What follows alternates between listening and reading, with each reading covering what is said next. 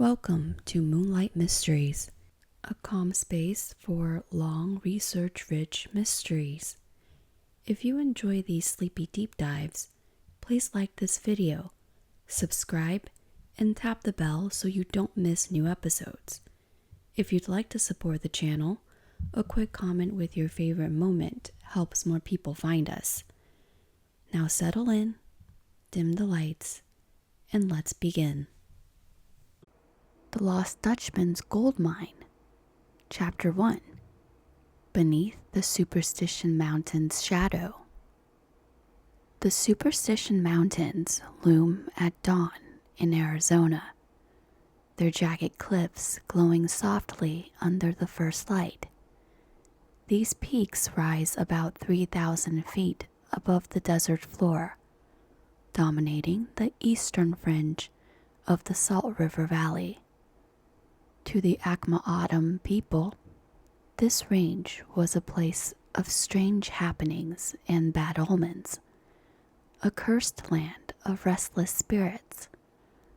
Early settlers in the 1860s heard these ominous tales and dubbed the range Superstition Mountain, a name that echoes the aura of mystery enveloping these rugged heights. Even today, hikers speak in hushed tones of eerie lights and whispers on the wind, and some locals refuse to trek these trails alone after dark, lest they disturb whatever watches from the crags. Nestled in this wilderness is Lost Dutchman State Park, gateway to the mythic mountain. Saguaros and mesquite dot the slopes, guardians of sandy washes and basalt boulders. The landscape is harsh yet beautiful. Scorching days, chilling nights, in silent canyons where one can hear their own heartbeat. It's easy to understand how legends take root here. The range's very name hints at superstition, at unseen forces said to guard an ancient secret. A fabulous gold mine, hidden somewhere in these peaks. The Indigenous Apaches were said to warn that an evil spirit, a thunder god, prowled these mountains, guarding its golden treasure, and only sleeping for brief moments each day. Anyone seeking riches would have to slip in and out while the spirit slumbered, lest they incur its wrath. Whether you credit curses or not, there's no denying the superstitions have exacted a price from the treasure seekers. For more than a century, fortune hunters have ventured into these craggy domains in search of the Lost Dutchman's gold mine, and many have never returned. In this episode, we journey through the history and mythos of the Lost Dutchman's mine, America's most famous lost treasure. We will traverse time from Indigenous lore and Spanish conquistadors to pioneer prospectors and modern adventurers, all under the silent watch of Superstition Mountain. So settle in comfortably, let the desert stillness wash over you, and imagine the fading light painting the cliffs amber as we begin our tale. Each chapter will unfold another layer of this enduring mystery, guiding you peacefully through the labyrinth of history, hope, and folklore that is the Lost Dutchman's Gold Mine. Chapter 2, Legends of the Gold. Long before the Lost Dutchman's mine became famous, whispers of hidden gold drifted through the Southwest. In these mountains and beyond, tales of lost mines and treasures were common on frontier tongues. 3 legends in particular entwined over time to form the core of the Dutchman's story. The first spoke of Apache gold, a secret vein of unimaginable richness guarded by the Apache people in the Superstitions. In one telling, the great Apache leader Geronimo himself knew of this treasure, hidden deep in a sacred canyon. A related tale recounts how around 1850, a Mexican family named Peralta found gold here and worked a mine until Apache warriors attacked their expedition in what became known as the Peralta Massacre. On a brutal day, the story goes, almost all the Peralta miners were killed on the mountain's northwest slope, ever since called Massacre Ground, their gold left behind to be claimed by the mountain. In the aftermath, legend says the Apache fiercely protected the area. Years later, an army doctor named Dr. Abraham Thorne earned the tribe's trust at Fort McDowell by treating their sick.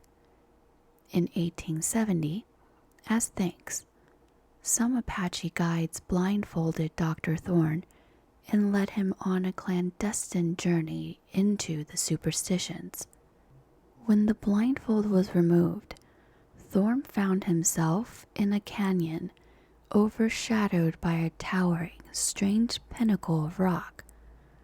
At his feet lay a pile of gold ore, already mined and waiting. The Apache allowed him to fill his pockets and sacks with as much as he could carry, then blindfolded him again and guided him out. Back in civilization, Dr. Thorne sold the rich ore for thousands of dollars, stirring astonishment and envy. Though he promised not to return, greed gnawed at him. According to legend, Thorne later tried to lead friends back to the gold. Amazingly, they stumbled upon the same canyon and filled their saddlebags, only to be ambushed by Apache guards before they could escape with their lives. The treasure, it seems, would not yield easily to outsiders. Another thread of the myth involves lost U.S. Army soldiers. In one version dated to about 1880, 2 soldiers traveling from Fort McDowell crossed Superstition Mountain and chanced upon an old mine and loose gold ore. When they arrived in the mining town of Pennell, Arizona, the men showed off a bag of exceptionally rich ore.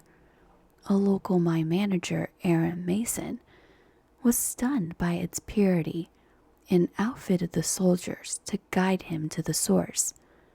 The soldiers set out confidently toward a prominent spire known as Weaver's Needle, convinced they could retrace their steps. They never returned. Weeks later, a search party found both men's bodies in the desert, nude and shot in the head. Their cache of gold gone. The old mine they had boasted of remained lost. Some whispered that the Apache or bandits had struck them down, while others felt a more uncanny vengeance had befallen them. Either way, their story added to the Superstition Mountains' bloody reputation. Each of these early tales, the Apache guardians, the massacred Peralta miners, the ill-fated soldiers, contributed threads to the tapestry of the lost Dutchman's legend. Over the years, facts and folklore interwove. By the time the 1880s rolled around, old Arizona hands spoke of a mysterious gold source in the Superstitions with a hushed respect. They believed a fortune in gold lay hidden somewhere, amid those sun-baked peaks, protected by either crafty Apaches, vengeful spirits, or simply the treacherous wilderness itself. All it needed was the right man with the right luck to find it. And so, into this web of stories stepped the figure who would give the legend its name, a German immigrant prospector named Jacob Waltz, forever known as the Dutchman. Chapter 3: Jacob Waltz. In the 1860s, while tales of lost gold swirled around campfires, Jacob Waltz lived a modest life in Arizona Territory. Waltz was a German immigrant. Dutchmen in Old Western slang referred to Deutsch, which is the German word for German. He had come to America in the mid-1800s. Records indicate he was born around 1810 in Württemberg, Germany, and arrived in the United States by 1848. Like many adventurous souls, he likely chased the gold rush westward, spending time in California before drifting to the new Arizona Territory. By 1870, Waltz had settled into a humble existence as a farmer, tending a 160-acre homestead on the Salt River near Phoenix. Prospecting was in his blood, but luck never seemed to favor him with a big strike, at least not officially. Neighbors knew him as a quiet, aging bachelor who grew vegetables and occasionally searched the hills for minerals. Yet whispers hinted at another side to Jacob Waltz. Periodically, he would appear in town with saddlebags full of high-grade gold ore, astonishing those who saw it. The ore was said to be exceptionally rich, laced with pure gold, the kind prospectors dream of. When curious folks pressed Waltz on where it came from, the taciturn German would give evasive or contradictory answers. Sometimes he'd gruffly say, "Out in the mountains." Other times, spin them in circles with cryptic directions. On several occasions, suspicious prospectors tried to follow Waltz when he headed into the wilderness, but he was cunning and would lose them in the labyrinth of canyons. His secret remained safe. Legends later tried to fill in the blanks of Waltz's mysterious gold source.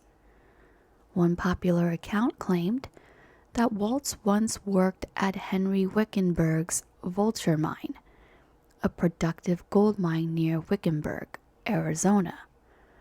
According to this tale, Waltz was fired for high-grading or stealing rich gold ore and smuggling it out. Indeed, some have theorized that Waltz's caches of ore actually came from Vulture Mine thefts, which he then passed off as gold from a secret mine.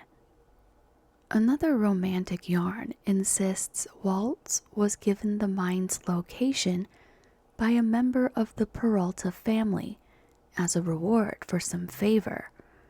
Yet, another version involves an Apache lover named Kenti, who showed him the site out of love, only to meet a tragic end at the hand of her own people for betraying the secret. These dramatizations may or may not hold the truth.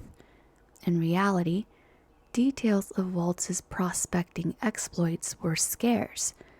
What was undeniable is that by the late 1870s, Jacob Waltz and a companion, often referred to as Jacob Weiser, were paying for supplies in Phoenix with astonishing gold ore raising many eyebrows. Around 1880, Waltz's partner Weiser disappeared under murky circumstances. Some said Apaches killed him. Others whispered that Waltz might have quarreled with Weiser and done away with him to keep the gold claim for himself. Nothing was proven, and Waltz himself never offered an explanation. He simply carried on, occasionally drifting into Phoenix with enough gold to live on, then disappearing into the wild for months at a time. People began to suspect that Waltz had indeed found some hidden bonanza in the Superstition Mountains. They nicknamed it the Dutchman's Mine. By the late 1880s, the legend of an elusive lost Dutchman mine was born, though it was still largely a local tale, spoken of in hushed wonder. In Waltz's twilight years, fate intervened dramatically. In the spring of 1891, a catastrophic flood hit the Phoenix area. Waltz's abode homestead by the river was washed away, and the old prospector nearly drowned. He was rescued by two young men, the Petrish brothers, Herman and Reinhard, who pulled him from the floodwaters and saved his life. The ordeal left Waltz gravely ill with pneumonia in the months that followed. A kindly neighbor, a woman named Julia Thomas, nursed the 81-year-old Dutchman in a makeshift sick room. Julia was a warm-hearted African American who baked pies for a living and had been a friend of Waltz. She tended to him devotedly, cooking broth and cooling his fever as summer dragged on and Waltz grew weaker. Sensing the end was near, Jacob Waltz decided to divulge his secret, or at least try to. As he lay bedridden in Julia's care, he spoke of a hidden gold mine in the rugged mountains to the east. He described in halting whispers landmarks and directions, a certain sharp peak, likely Weaver's Needle, a hidden canyon, a place where the setting sun cast a long shadow as a clue. Waltz was reportedly so concerned that the location remained secret except to his trusted caretakers that he would pause to cough and deliberately lower his voice if others were nearby. Julia Thomas and the Petrish brothers listened intently, piecing together the clues Waltz gave for the mine's whereabouts. At one point, Waltz even had them retrieve what remained of his belongings after the flood. In the ruins of his cabin, they found several decaying leather sacks containing an astonishing cache of gold ore, later valued at around $15,000, a fortune in those days. This ore, which Waltz claimed came from his mine, was placed under his sickbed. Its mere presence seemed to lend truth to his tale. Here was proof that Jacob Waltz truly had access to incredibly rich gold. Through the late summer of 1891, Waltz lingered, drifting in and out of fevered sleep, giving cryptic clues to Julia and the Petrishes whenever he found the strength. He was said to have drawn a rough map or pointed on a hand-drawn paper to indicate where the mine lay hidden. "No miner will find my mine, only you," he assured Julia, indicating that ordinary prospecting methods would fail. Among his famous alleged clues, the mine is under the shadow of the needle at afternoon, and from my mine you can see the military trail, but from the trail you cannot see the mine. Waltz spoke of landmarks like a funnel-shaped gulch, a stone ridge shaped like a needle's eye, and rich ledges of gold covered by deceptive basalt lava. But his directions were fragmented, and perhaps intentionally a bit misleading. He was wary of giving away too much. On October 25, 1891, Jacob Waltz breathed his last. With his death, he took whatever final secrets he held to the grave. He was buried in Phoenix Pioneer Cemetery, his tombstone inscribed simply, Jacob Waltz, born in Germany, died October 25, 1891, aged 83 years. Yet Waltz's legacy was just beginning. In the days following his death, Julia Thomas and the Petrish brothers quickly set about organizing an expedition to find Waltz's mysterious mine. They felt they had enough clues to go on. After all, they possessed some of Waltz's gold as a tangible guide to what they were looking for. In the summer of 1892, only months after burying the Dutchman, Julia and her husband Albert, along with Herman and Reinhard Petrish, ventured into the Superstition Mountain in search of the fabled mine.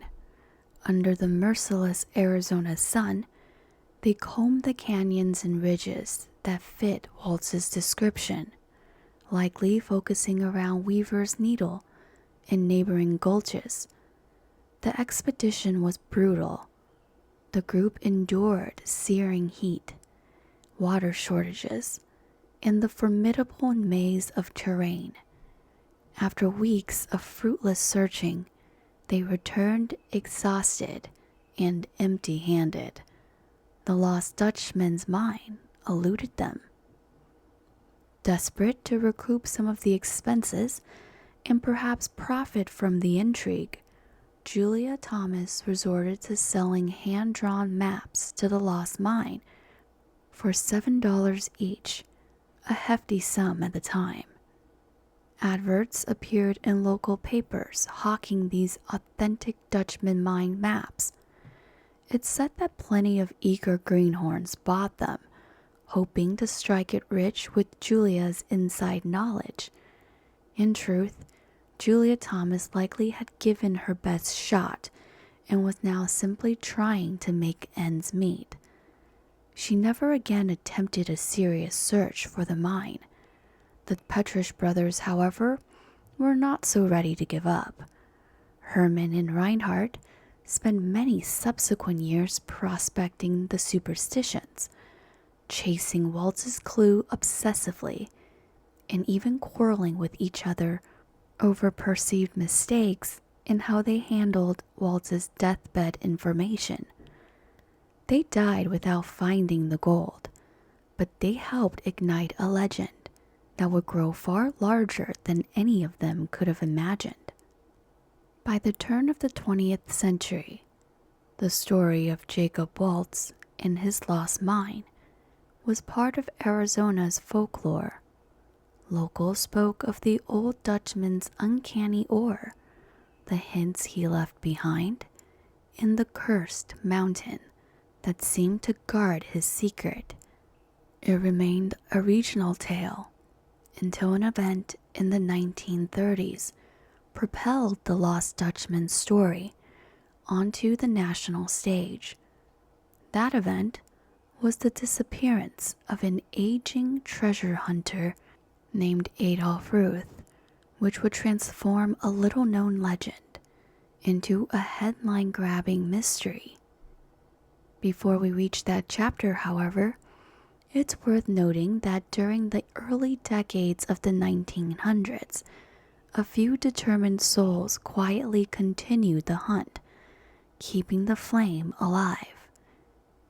Chapter 4: Early Searches in Silent Years.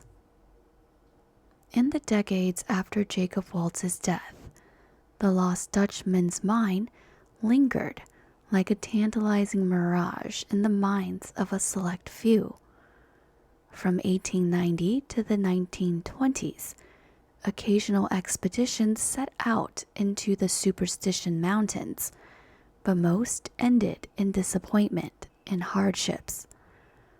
One of the earliest systematic searches was conducted by Waltz's old acquaintance, Reinhard Petrisch, who after the failed 1892 attempt with Juliet Thomas, continued scouring the mountains alone for years.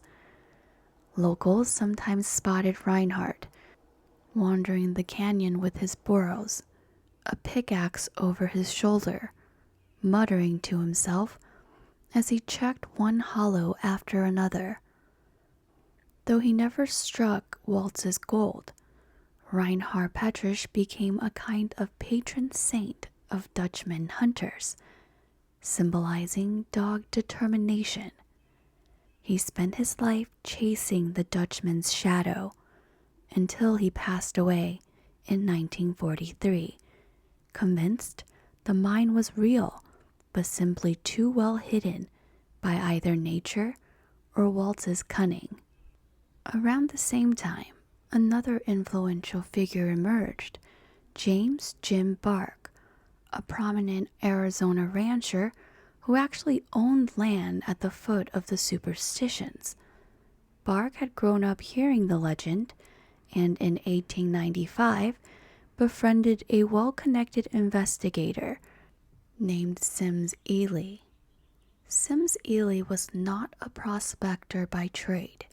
He was a respected journalist and later a city official, even serving as Phoenix city manager for a time. But Ely had an analytical mind and a fascination with solving mysteries. He partnered with Jim Bark to methodically research the lost Dutchman's legend over nearly 3 decades. They interviewed old-timers who had known Waltz, tracked down obscure newspaper clippings, and compiled every clue they could find. Starting in the early 1900s, Ely and Bark made numerous expeditions into the wilderness, carefully checking landmarks against Waltz's purported clues. They were skeptical investigators, quick to dismiss the more fantastical claims and tall tales that swirled around the mine's lore. Still, they were convinced something genuine lay at the heart of the legend. The Ely Bark searches stretched from the 1910s into the 1920s. During this period, the Superstition Range was still remote and largely uncharted. Ely and Bark would ride horseback into the mountains, set up camp for weeks, and scrutinize the terrain. It said they identified a potential spot, a caved-in shaft on a ravine that they strongly believed was the Dutchman's mine, filled in deliberately long ago. Sims Ely suspected that Waltz's mine had been sealed and hidden by the Apaches in the early 1880s, after Waltz last worked it, to prevent any further incursions into their sacred stronghold. This theory made sense to him. If the Apache had earlier escorted Dr. Thorne to a rich stash, they clearly knew of gold in those hills and would not want outsiders defiling it. Ely surmised that after Waltz removed a great deal of gold, Apache sentinels, or perhaps Waltz's own caution, resulted in the mine's entrance being collapsed and concealed around 1883. Jim Bark and Sims Ely never did extract any gold from the Superstitions, but their painstaking work kept the legend alive during a relatively quiet period. Their credibility, Bark was a well-respected rancher and legislator, and Ely a distinguished public servant, lent the Dutchman story a new level of respectability. No longer was it just a campfire yarn. It was a historical puzzle to be solved. In 1932, after decades of sleuthing, Sims Ely penned a manuscript recounting their long search and the myriad of clues they uncovered. It would be published years later in 1953 as The Lost Dutchman Mine, the fabulous story of the 7-decade search, becoming one of the classic accounts of the legend. Ely's narrative, informed by both research and first-hand exploration, portrayed the Lost Dutchman mine as very real. A rich vein once worked by Mexicans and Waltz, now hidden by time and perhaps a deliberate hand. He and Bark had verified many earlier episodes of the story and sifted fact from fiction. Though they hadn't found the treasure, they laid much groundwork for future seekers. By the late 1920s, the Dutchman's legend was simmering quietly. It was known in Arizona and among treasure hunting circles, but it had not yet captured the broader public's imagination. That was about to change. In 1931, a dramatic disappearance and death in the Superstition Mountains would thrust the Lost Dutchman's mine onto the front page of newspapers nationwide, igniting a frenzy of interest that has never fully died down.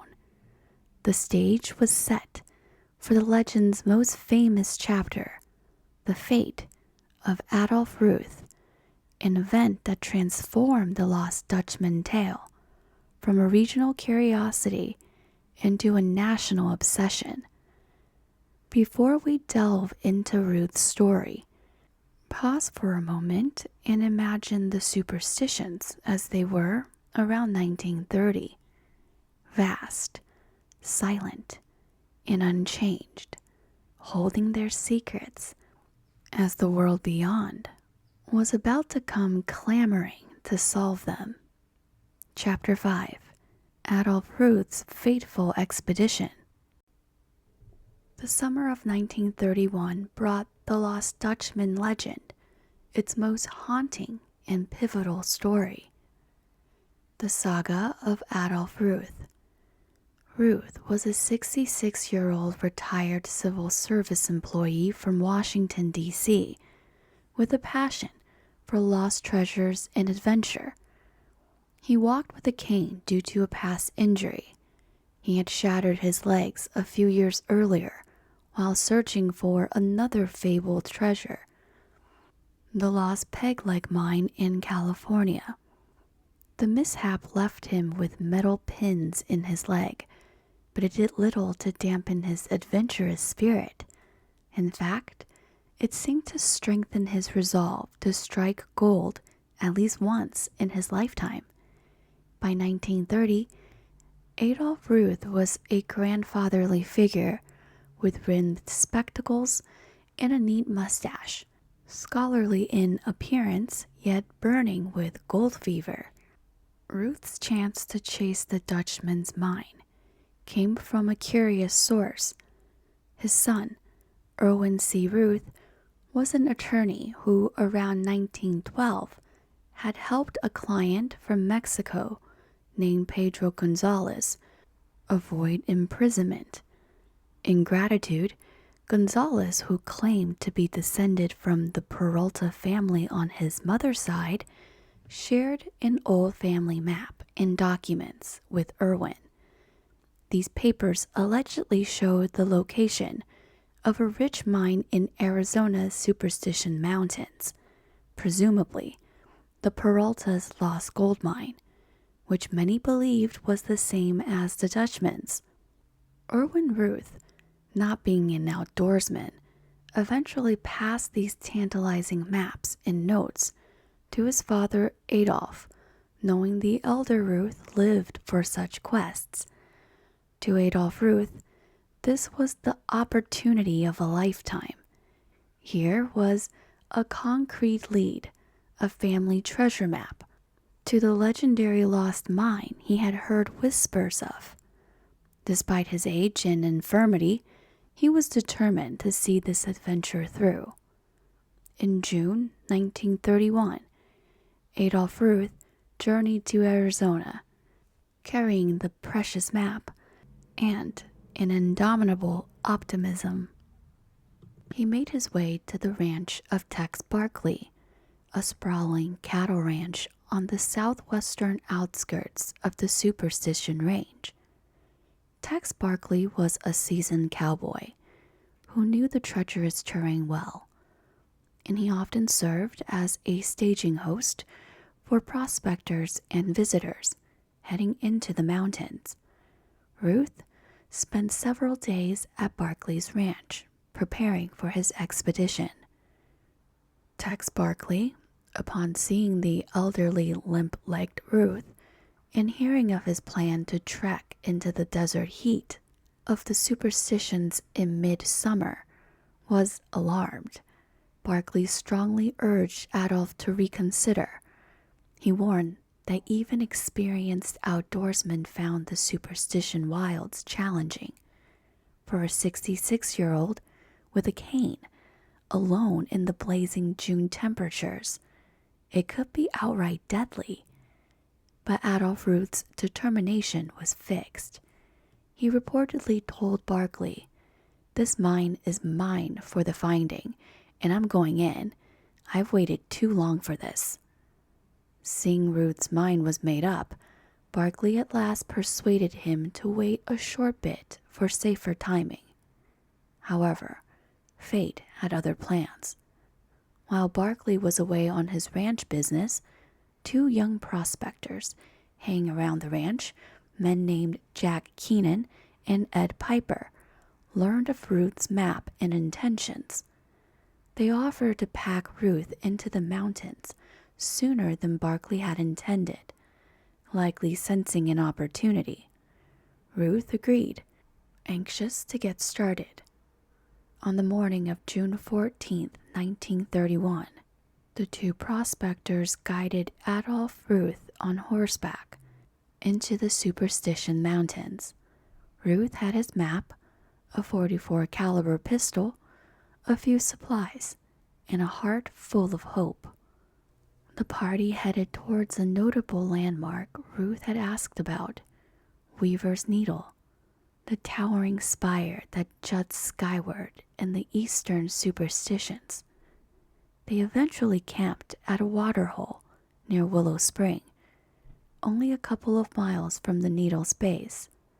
The next day, Keenan and Piper returned to Barkley's ranch without Ruth, claiming they had left him safely camping by the water source, well supplied and in good spirits.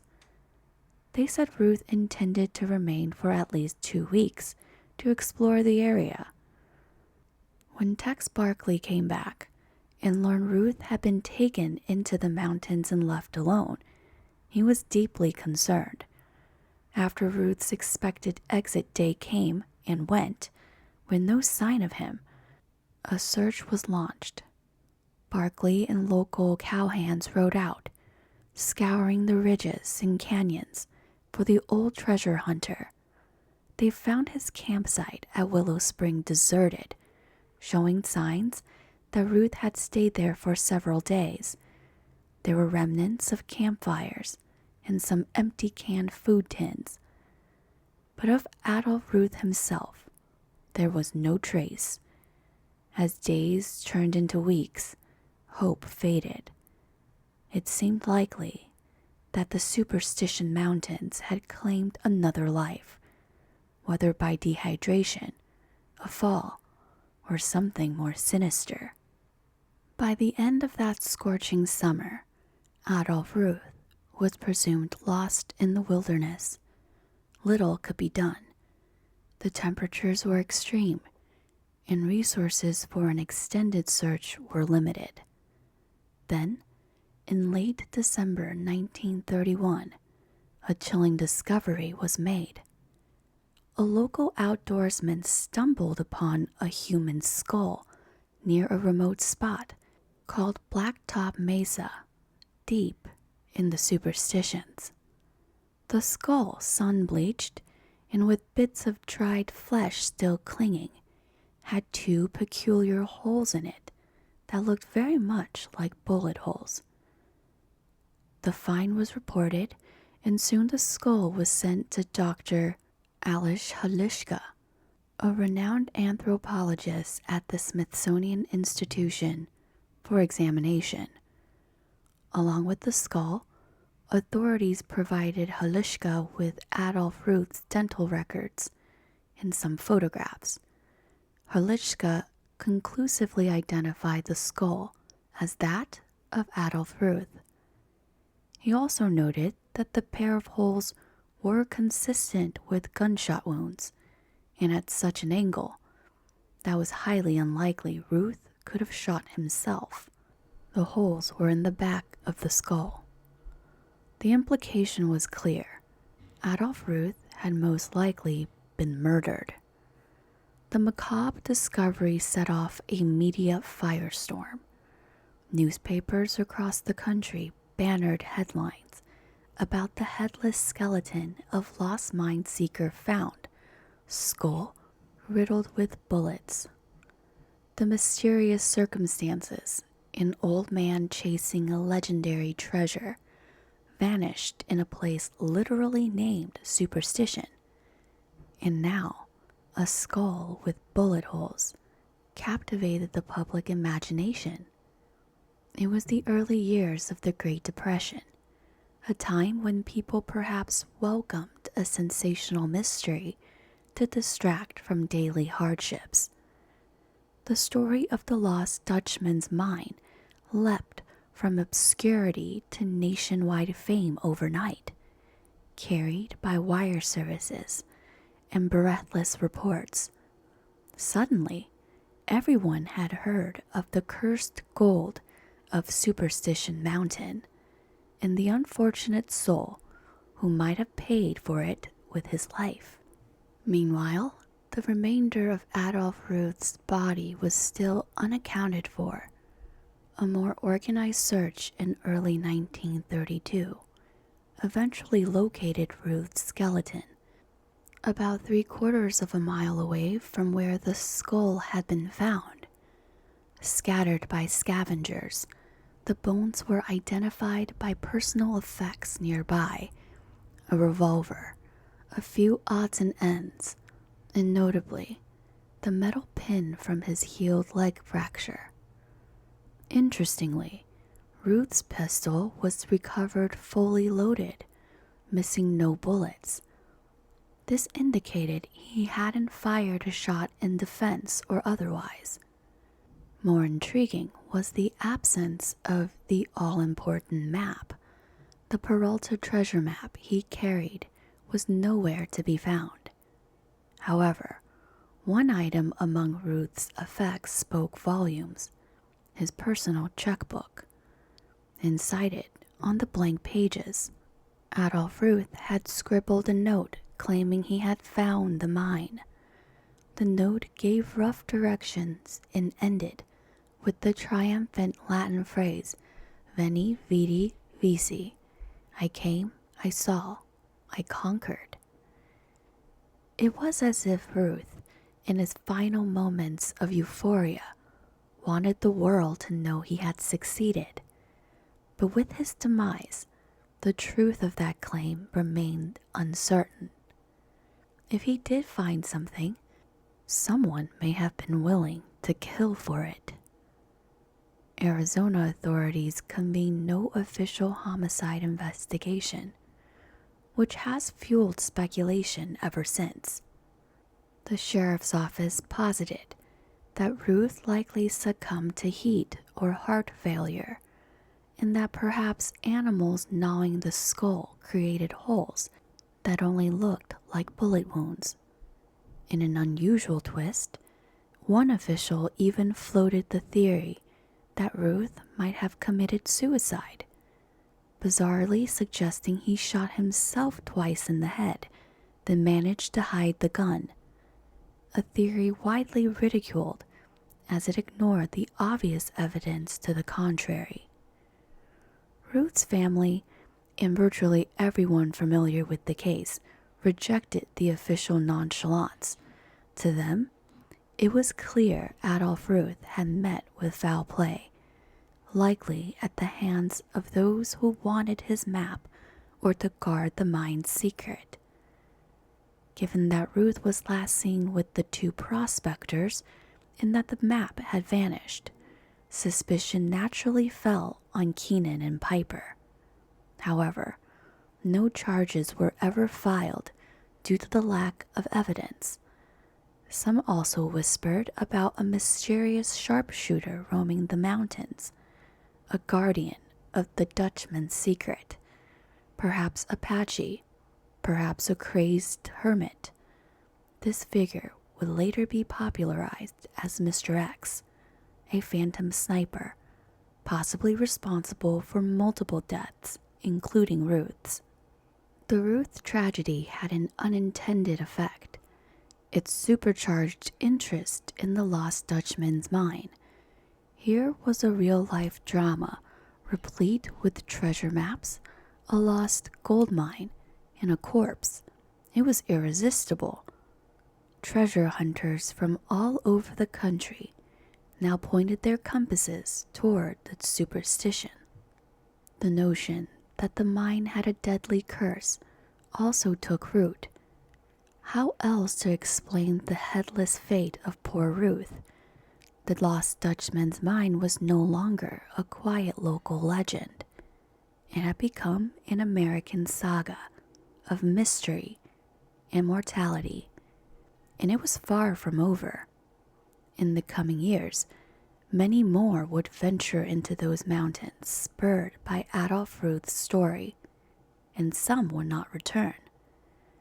As we continue, we will see how the aftermath of Ruth's death gave rise to an era of frenzied treasure hunting, new clues, new theories, and the deepening of the Dutchman's legend in popular culture. Chapter 6: Frenzy and Folklore. Adolph Ruth's death thrust the lost Dutchman's mine into the limelight, and the 1930s and 1940s saw a surge of interest that blurred the line between fact and folklore. Almost immediately after Ruth's story broke, treasure hunters began pouring into Arizona. By one estimate, even decades later, nearly 9,000 people each year were making some attempt to locate the lost Dutchman's mine.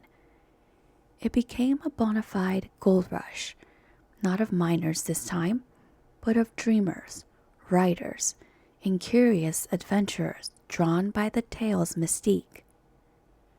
One of the earliest to capitalize on this wave was a colorful character named Barry Storm.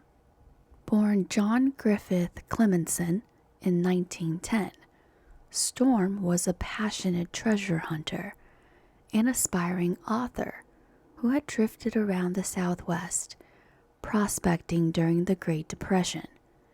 In 1937, he arrived in Phoenix with the ambition to hunt for the Peralta gold in the Superstitions.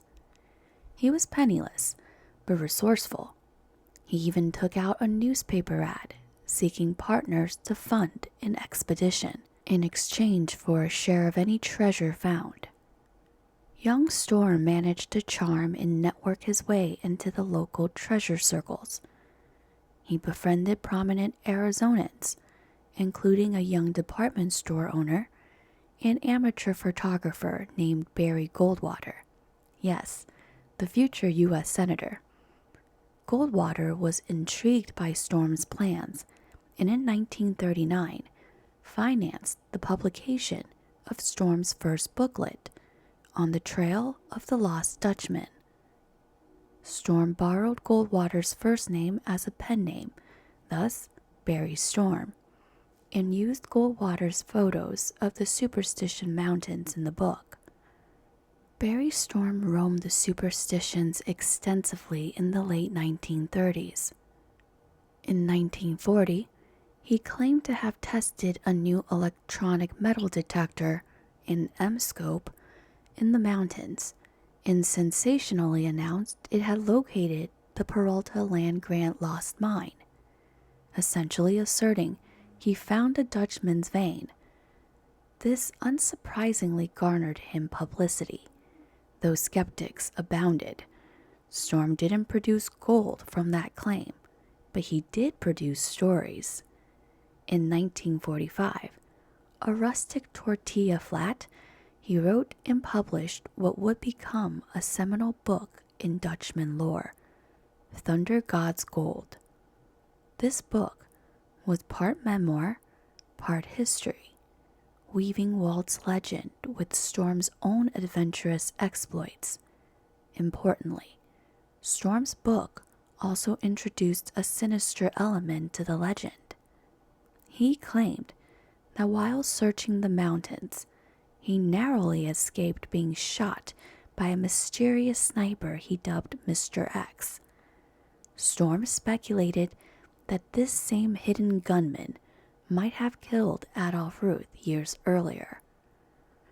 The idea that a guardian or killer was picking off Dutchman's seekers added a dramatic, almost pulp fiction angle to the tale. Readers were enthralled. Thunder God's Gold was a success. It captured the public's imagination at just the right time. Not long after its release, Hollywood came knocking.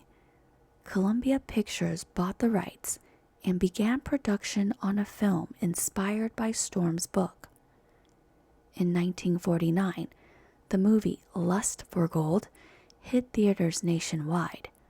It starred Glenn Ford as Jacob Waltz and Ida Lupino as a femme fatale in a fictionalized modern subplot. The film interwove two timelines, one set in the 1880s, showing Waltz's discovery with plenty of dramatic embellishments and violence, and one in the present 1940s, involving treasure hunters scheming and double-crossing each other to find the mine. Barry Storm was portrayed on screen as a character too, although much to his displeasure, the script fictitiously made Storm a grandson of Jacob Waltz. Feeling libeled, the real Barry Storm sued Columbia Pictures, delaying the movie's release. The studio eventually added a disclaimer and changed the character's name, though in the final cut, he's still clearly based on Storm. When Lust for Gold finally debuted, it further cemented the Lost Dutchman in popular culture, bringing the legend to millions who had never read the book or newspaper. Suddenly, the Lost Dutchman's mine was a household term, romanticized and larger than life. Amid this cultural fervor, actual treasure hunting continued apace, and tragedy sadly persisted.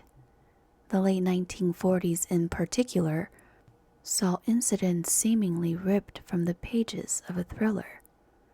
In 1947, a retired photographer named James A. Cravey decided to shortcut the search by employing modern technology. He chartered a helicopter, still a very novel vehicle at the time, to drop him into the Superstition Mountains near Weaver's Needle. On June 19, 1947, the chopper deposited Cravey in his gear in rough terrain, and he planned to spend about a week prospecting, then hike out. He never emerged. A search ensued, and Cravey's camp was eventually found, but only grisly remains of the man himself turned up. His headless skeleton was reportedly discovered in the mountains sometimes later in the 1940s. The skull was missing. echoing the fate of Adolph Ruth, and no one could determine exactly what happened. Cravy's audacious use of a helicopter in his ghastly end made headlines, feeding the notion of a deadly curse. 2 years later, in 1949, another disappearance added to the growing legend. A prospector named James Kidd, no relation to the pirate, though the irony wasn't lost on storytellers, rode into the superstitions and vanished without a trace. Unlike others, no remains were ever found. Kidd simply became one of the mountain's phantoms, a line in the ledger of lost souls. If these events weren't enough, in the early 1950s, more tragedies followed. Dr. John Burns, a physician from Oregon, was found shot to death in 1951 while searching for the mine. The next year, Joseph Kelly of Ohio went missing. In 1954, his skull was discovered, bearing bullet holes. The legend of the Dutchman's mine was acquiring a fearsome reputation. Not only was it elusive, but those who got too close might meet violent ends. Newspapers and magazines by now regularly featured pieces on the mine, often emphasizing the spooky or deadly elements.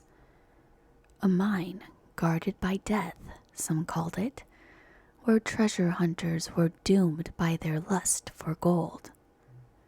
As the 1940s closed, treasure fever was still high, but something interesting also happened. The community around the legend grew. In Arizona, a group of enthusiasts formed the Dons of Arizona, a Phoenix hiking and historical club that celebrated the state's pioneer legends. The name harkened to the Spanish Dons. Starting in the late 1930s and through the 1940s, the Dons Club organized annual Superstition Mountain expeditions, part adventure, part publicity stunt, called the Lost Dutchman Gold Treks. These were well-publicized outings where club members in period costumes would symbolically search for the mine or reenact aspects of the legend. In 1939, Barry Storm himself was involved in such trek, using it to help promote his book. These treks turned the legend into a kind of folkloric festival, blending earnest search with pageantry. It reflected how the Lost Dutchman's mine had been woven into Arizona's cultural fabric, a symbol of frontier mystery that locals embraced and tourists found irresistible.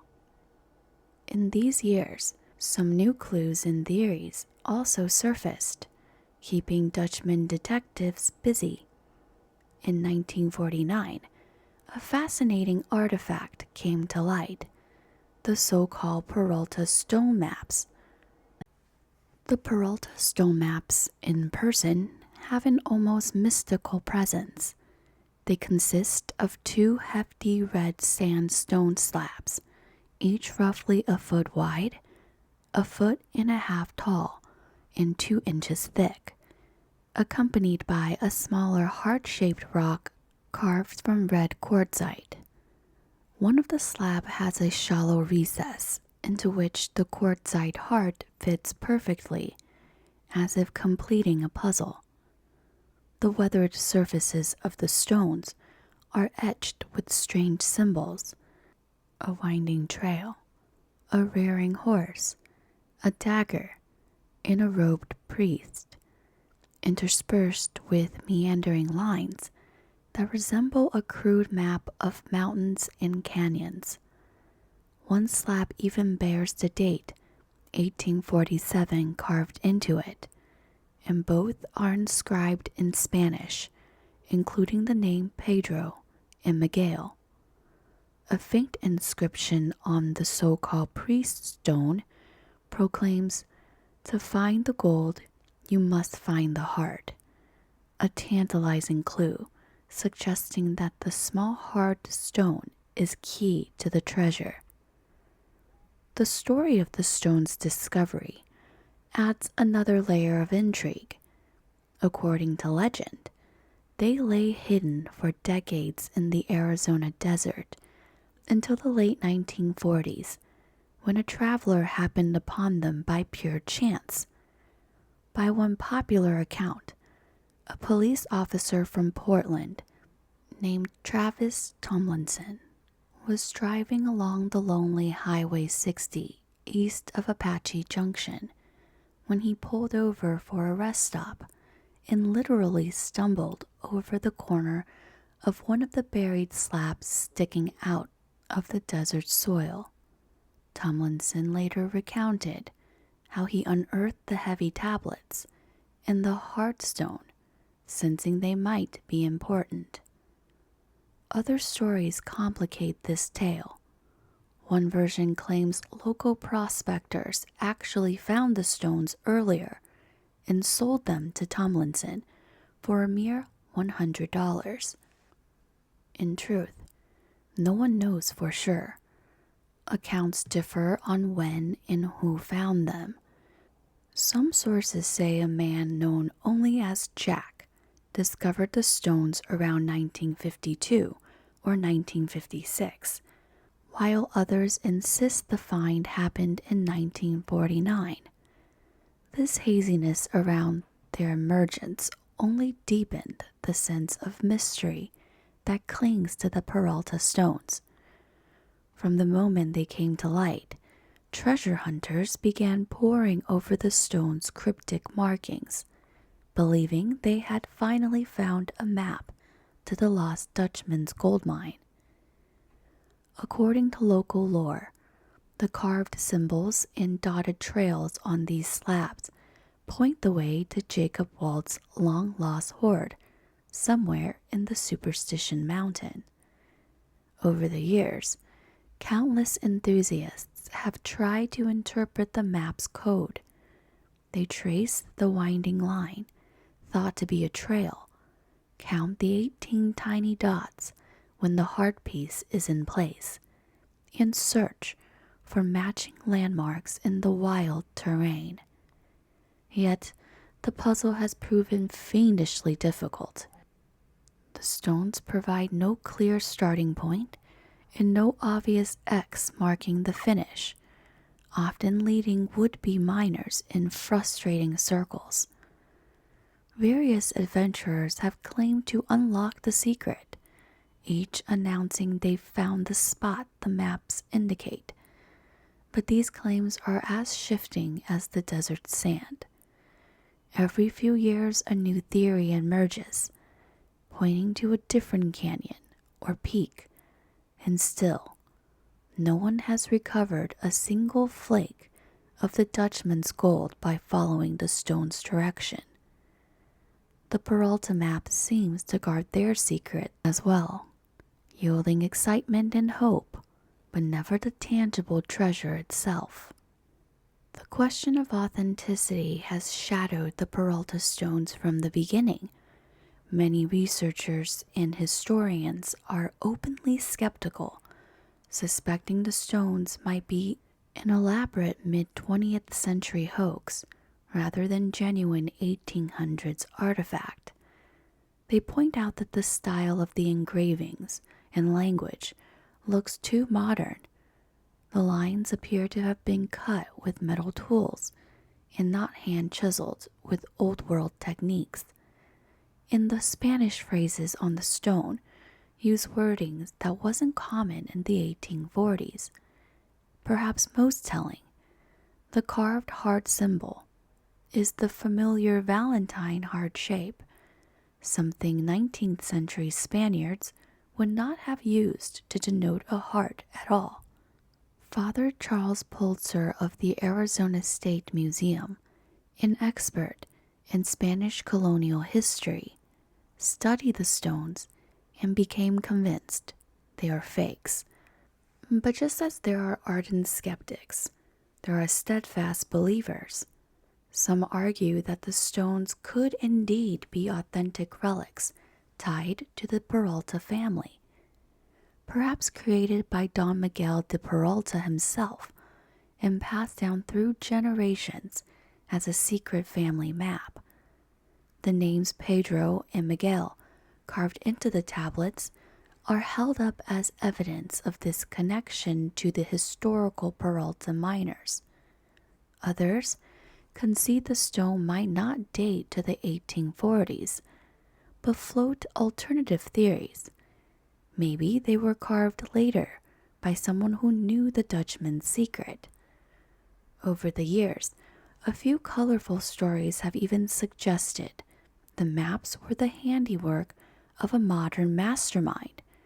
For example, one tale posits they were made by a well-known Arizona artist who hid clues to a different treasure among the mountains. No proof has ever surfaced to settle the matter either way, and so the debate continues, with believers and doubters, both endlessly intrigued. Even the harshest skeptics can't quite resist the enigmatic allure of these stones. Whatever their true origin, the Peralta stone maps have an undeniable influence on treasure hunting culture and the modern mythos of the lost Dutchman's mine. For more than half a century, they have acted like a magnet for adventurers, drawing people into the Superstition Mountains with the promise of solving a grand riddle. Seasoned Dutchman Dutch hunters and curious newcomers alike have studied photos or casts of the stones, tracing the carved lines with their fingertips and letting their imagination wander those dusty trails. Every so often, a headline or local rumor will announce that the code has finally been cracked. For instance, in 2007, two brothers claimed they had pinpointed a hidden cave that matched the stone map's clues and might be Waltz's mine. And the lore of the Peralta stones has expanded beyond Arizona as well. Some researchers have suggested that these stones are but one part of a much larger puzzle, connected to legends far to the east. In one ambitious theory, the Peralta maps joins with additional carved stone crosses in a mysterious clay heart to form a composite guide leading to an old Spanish treasure cache, even a fabled treasure of the Church of Santa Fe in New Mexico. Such far-flung interpretations may be speculative, but they underscore how deeply the Peralta stones have embedded themselves in the treasure hunting imagination. Today, the original stones rest quietly on display in an Arizona museum. Visitors gaze at the crude maps carved in red stone, dreaming of what secrets lie hidden in those cryptic lines. The stones have become more than mere artifacts. They are icons of the legend. Authentic or not, they continue to whisper possibilities to anyone who will listen. A gentle invitation to wander the superstitions in search of adventure, where the journey itself is the real treasure. By the end of the 1940s, the lost Dutchman's mine had taken on a life of its own. It was at once a genuine puzzle for serious seeker, a source of tall tales for storytellers, and a marketing hook for tourism and media. On the one hand, you had seasoned prospectors doggedly analyzing old clues, and on the other, you had comic books and radio dramas spinning off fanciful adventures around it. The legend had evolved far beyond Jacob Waltz's humble story, and now encapsulate the essence of the American treasure hunt: danger, greed, hope, and the unknown. As we move into the 1950s and beyond, the legend shows no sign of fading. In fact, new generations would take up the quest, armed with the new technologies and ideas, but they would also face the same unforgiving mountains and perhaps the same ghostly adversaries. Before diving into the modern era, we will pause to profile some of the key figures who have defined this saga: the dreamers, the searchers, the ones whose lives became intertwined with the lost Dutchman's curse. From the scholarly Sim Ely to the intrepid Barry Storm, from the ill-fated Adolph Ruth to the relentless Glenn McGill, each left a mark on the legend. Their stories await as the narrative of the Dutchman's mind continues to unfold like a long winding trail under the desert stars. Chapter 7: Profiles in Pursuit. Every enduring legend has its champions and victims, those individuals whose lives become part of the story's fabric. The Lost Dutchman's gold mine is no exception. Over the decades, several key figures emerged, some in search of fortune, others seeking truth, and a few seemingly chasing an obsession. In this chapter, we profile a few of these notable treasure hunters, exploring their backgrounds, personalities, and how their quests fueled the Dutchman mythos. Each of them, in their own way, added a new chapter to the legend. Adolph Ruth. A retired government draftsman from Washington, D.C., Adolph Ruth became a legend for his tragic end. Ruth was not a rugged prospector by training. He was a scholarly gentleman with a receding hairline and wide-rimmed glasses, but he possessed an adventurous spirit and a lifelong fascination with lost mines. Those who knew him described him as determined to the point of stubbornness, a man who refused to let age or injury curtail his dreams. Indeed, with a badly healed leg and a cane, he still clamored after treasures in desert badlands. Ruth's personal motivation was partly the thrill of the hunt, but also perhaps a desire to cap his life with a grand achievement, the finding of a famous treasure. His son's acquisition of the Peralta maps gave him that chance. When Ruth arrived in Arizona, he was upbeat and confident, joking with locals about soon being the richest man in the cemetery, a bit of dark foreshadowing. As we recounted, Ruth's lone expedition in June 1931 ended in his disappearance and death, his skull found with bullet holes. The world came to know Ruth through sensational headlines, but beneath those, he was a man who embodied the dreamer in all of us. He left behind a wife and children, and perhaps the cautionary tale that the pursuit of riches can carry great risk. Adolph Ruth's fate brought the Dutchman legend to national prominence, and in doing so, it also cast him as something of a martyr figure in the story, a man who gave his life to the Superstition Mountains, and in return achieved a form of immortality in legend. Barry Storm. If Adolph Ruth was an unwitting martyr, Barry Storm was the deliberate proselytizer of the Lost Dutchman legend.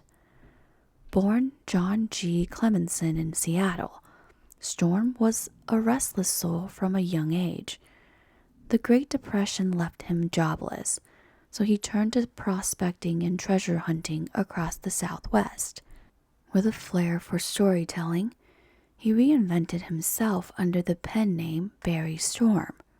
Storm was charismatic in a rough around the edges way, sunburned, lean, and always ready with an anecdote about Apache gold or Spanish loot. He wasn't formally trained in geology or history, but he absorbed knowledge from old prospectors and archives, enough to write convincingly.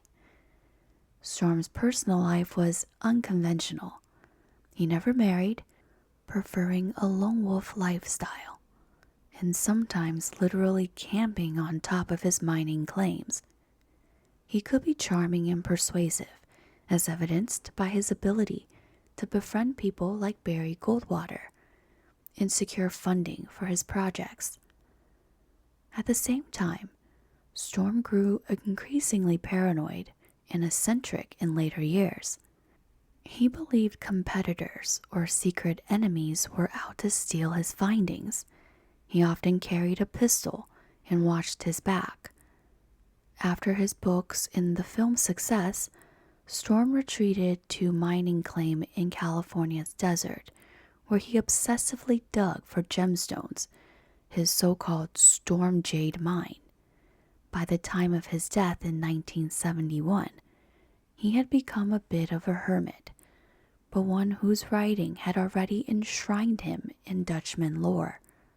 Storm's biggest contribution was transforming the Dutchman story from a local legend into a full-fledged adventure saga that captured imaginations worldwide. His introduction of the mysterious Mr. X sniper and his framing of the curse and excitement around the mine influenced countless works to follow.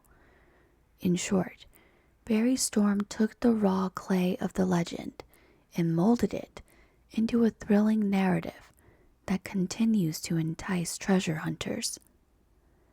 Sims Ely. In contrast to Storm, Sims Ely was the sober investigator. Born just after the Civil War, Ely was a highly educated and accomplished man, a Stanford graduate and a lawyer by training. He came to Arizona in the late 19th century and eventually became a newspaper editor and even an aide to the U.S. Secretary of the Interior. His entry into the Dutchman story was through friendship. He teamed up with rancher Jim Bark to probe the legend systematically over about 25 years. Ely was described as principled, meticulous, and somewhat skeptical. He wasn't driven by gold fever so much as a desire to unravel a historical mystery.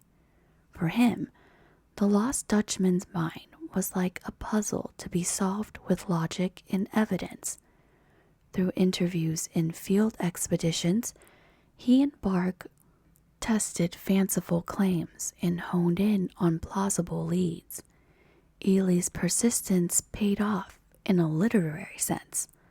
His book, The Lost Dutchman Mine, reads as a half-memoir, half-detective story, presenting one of the most rational cases for the mine's existence, impossible hiding place. Interestingly, Sim Ely's own son, Northcutt Ely, wrote about his father's search in 1988, emphasizing that Sims and Bark were careful to verify the truth behind each tale. Sims Ely's legacy in the legend is the voice of reason. He showed that even fantastical legends can be approached with scholarly rigor, and yet, despite all his brilliance and effort, the Dutchman's gold still eluded him, underscoring that the superstition mystery could flummox even the best and brightest. Glenn Miguel. Glenn Miguel represents the modern professional era of Dutchman hunting.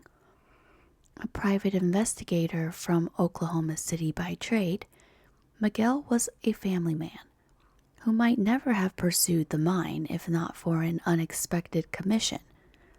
In 1964, an attorney friend enlisted Miguel to investigate whether the lost Dutchman mine was real.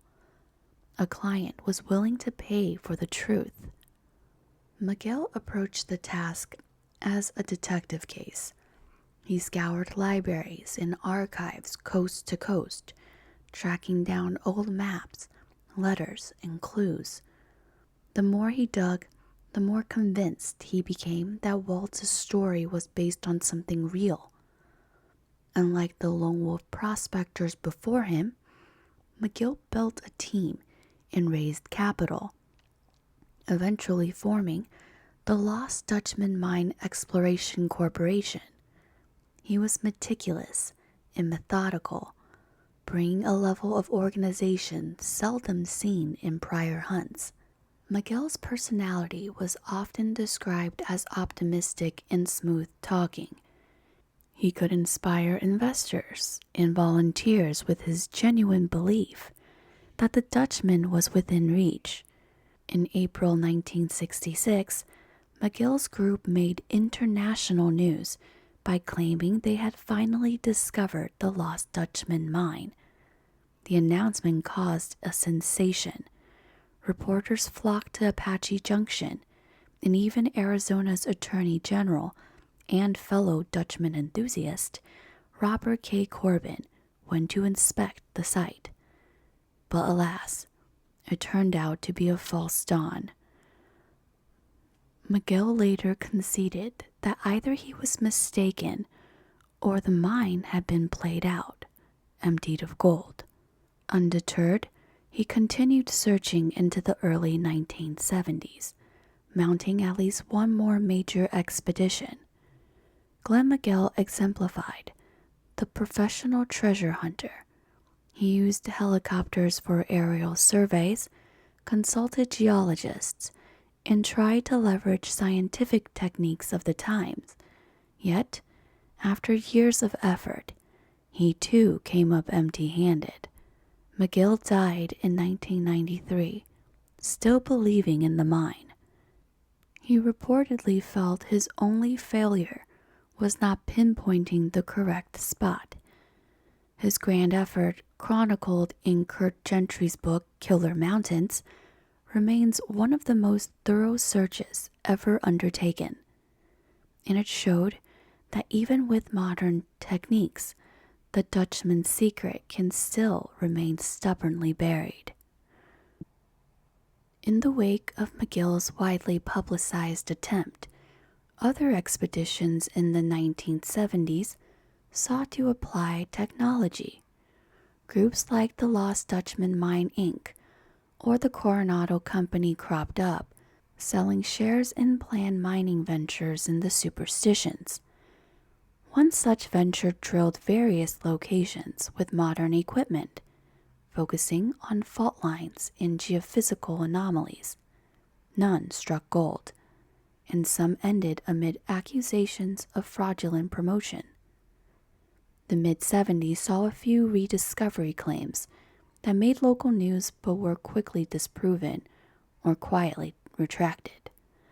One enduring figure, Crazy Jacob Hazlitt, emerged claiming he had indeed found the mine and was selling maps or partnerships.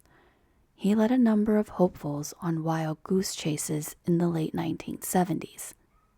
His expeditions often turn out to be ploys to bilk investors. This era highlighted the commercialization of the legend. Expeditions were no longer just rugged individuals with a donkey, but sometimes corporate-style operations with investors, or convents spinning yarn for cash. By the end of the 1970s, the federal designation of the Superstition Wilderness tightened regulation. No longer could groups legally bulldoze or blast without permission, and many large expeditions died down. Walt Gasler. Among the devoted, Walt Gasler's story stands out. A humble prospector from the Midwest, Gasler spent 40 years off and on looking for the Dutchman's mine. He was known to be quiet and deeply religious. He often said a prayer before setting out into the mountains. Gassler methodically studied clues and felt he had finally solved it. In 1984, in his early 70s in Ailing, Waltz told friends, including Bob Corbin and local historian Tom Kellenborn, that he had found the mine but needed help to retrieve the gold. He carried a sample of rich gold ore as proof, reportedly identical to the one Jacob Waltz had once possessed. Tragically, on one of his final solo hikes into the Superstitions, while Gassler succumbed to a heart attack and died on the trail. In his pack was that enticing ore sample. To add intrigue, soon after his death, an imposter contacted Collenborn, claiming to be Walt's son and requesting Gassler's secret map and notes, which Collenborn had held. Collenborn obliged, only learning later it was not the real son. The real son eventually arrived, confused and lacking any information. The mysterious imposter and the disappearance of Walt's documents have never been explained. Walt Gassler's life underscores the devotion and personal cost that the search can entail. Some believe he truly had solved the riddle, and that his death and the subsequent odd events were part of the mine's eerie pattern of staying undiscovered. Whether or not that's true, Walt's earnest quest and lonely demise only enriched the legend's human side. Robert Bob Corbin. It's noteworthy that even the Attorney General of Arizona became a Dutchman hunter. Bob Corbin served as Arizona's Attorney General in the 1980s and was an avid prospector in his spare time. An experienced outdoorsman and lawyer, Corbin lent a certain legitimacy to Dutchman hunting. If a man of law and order believed in it, maybe it wasn't all fools and fanatics. Corbin participated in expeditions, including those with Walt Gassler, and used his position to assist with historical research, ensuring old claims and leads were preserved. In interviews, Corbin often said the hunt for the Dutchman mine was akin to a giant, multi-generational jigsaw puzzle, and that the real treasure was in the adventure itself, in the history one learns along the way.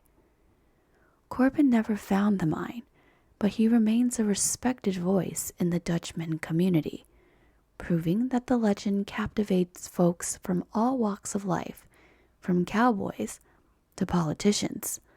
Jesse Capin, a 35-year-old hotel concierge from Denver, Colorado, undertook a solo expedition in the Superstitions in late 2009 after years of studying the Dutchman mystery. Capin, who weighed over 200 kilograms, around 500 pounds, was an unlikely adventurer physically, but he had obsessively collected Dutchman maps and clues for years. He arrived in Arizona in November 2009 and camped in the rugged eastern Superstitions, somewhere near Tortilla Mountain. When he failed to return home for Christmas, a search was launched. His camp and vehicles were found, but Capin was missing. It wasn't until 2012 that a tragic discovery was made. Jesse Capin's remains were found by hikers at the bottom of a 180-foot cliff in a remote canyon. Evidently, Capin had fallen from a high point, likely at night, to a place nearly impossible to spot from above. His death is considered an accident, a misstep in treacherous terrain.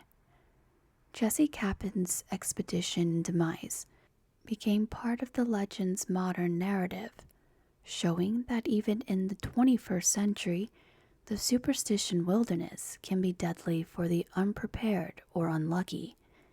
Capin's story resonated with many, Here was a regular guy consumed by the legend, who gave his life chasing it. It underscores that the Dutchman's lore still captivates people deeply in our times, sometimes with fatal consequences. The Lost Utah Trio Expedition. In early July 2010, 3 friends from Utah, Curtis Merworth, Artie and Charles, and Malcolm Meeks, ventured into Superstitions determined to find the Dutchman's gold. Merworth was the ringleader. Interestingly, he had to be rescued the year prior in 2009 when he got lost searching in the same area and was saved by authorities near heatstroke. Despite warnings, he returned in 2010 with Charles and Meeks. The trio embarked on a hike around July 6, 2010, at the height of Arizona's unforgiving summer heat. When they didn't come back, an extensive search and rescue mission was launched by Maricopa County Sheriff's Office. After days of scouring canyons in triple-digit temperatures, the official search was called off on July 19, 2010, due to dangerous conditions for rescuers. It was presumed the men likely succumbed to heat exposure. Indeed, in January 2011, the remains of all 3 were found in a remote section of the mountains. They had perished, likely from dehydration and heat. This modern tragedy hammers home the lesson that summer climate is perhaps the deadliest killer in those mountains, a factor that had felled Adolph, Ruth, and others decades before, and continues to do so. The Utah Trio's ill-fated expedition was widely covered in the press, often with a tone of cautionary tale. Treasure hunting can be not just adventurous, but lethal if one ignores the desert's demands. It also showed the continued cross-state draw of the legend. These were not Arizonans, but people coming from hundreds of miles away to chase the Dutchman dream.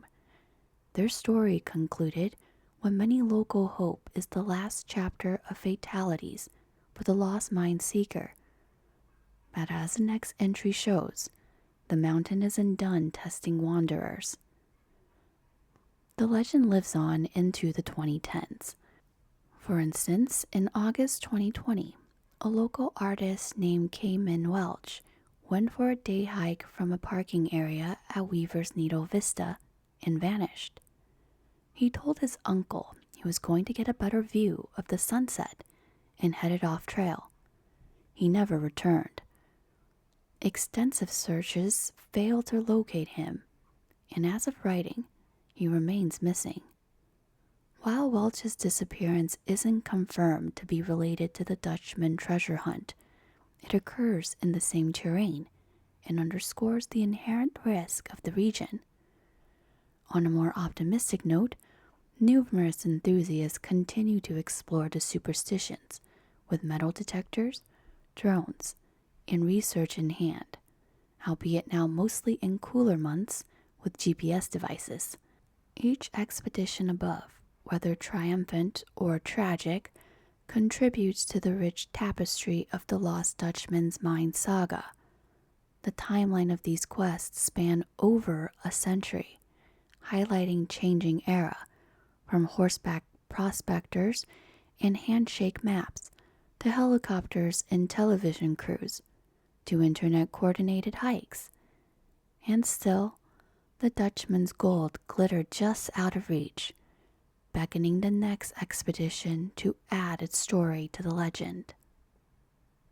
These individuals, Ruth, Storm, Ely, McGill, Gasler, Corbin, and many others, form a vivid gallery of characters orbiting the Lost Dutchman saga. Each brought their own motivations. Some lusted for riches, some sought fame, some hungered for answers, and some were chasing a dream or legacy. Their personal histories and traits influenced how the search was conducted in each era. Through them, the Dutchman story has been passed down, each adding layers of anecdote, evidence, and myth. In their successes and failures, we see the outline of a legend that is fiercely elusive, yet undeniably real. They have ensured that the tale of the lost Dutchman's mine is not just about buried gold, but about the very human stories of desire, dedication, and destiny. Now, having met the key players and heard their tales, we continue our journey by examining the theories about what and where the lost Dutchman's mine might truly be.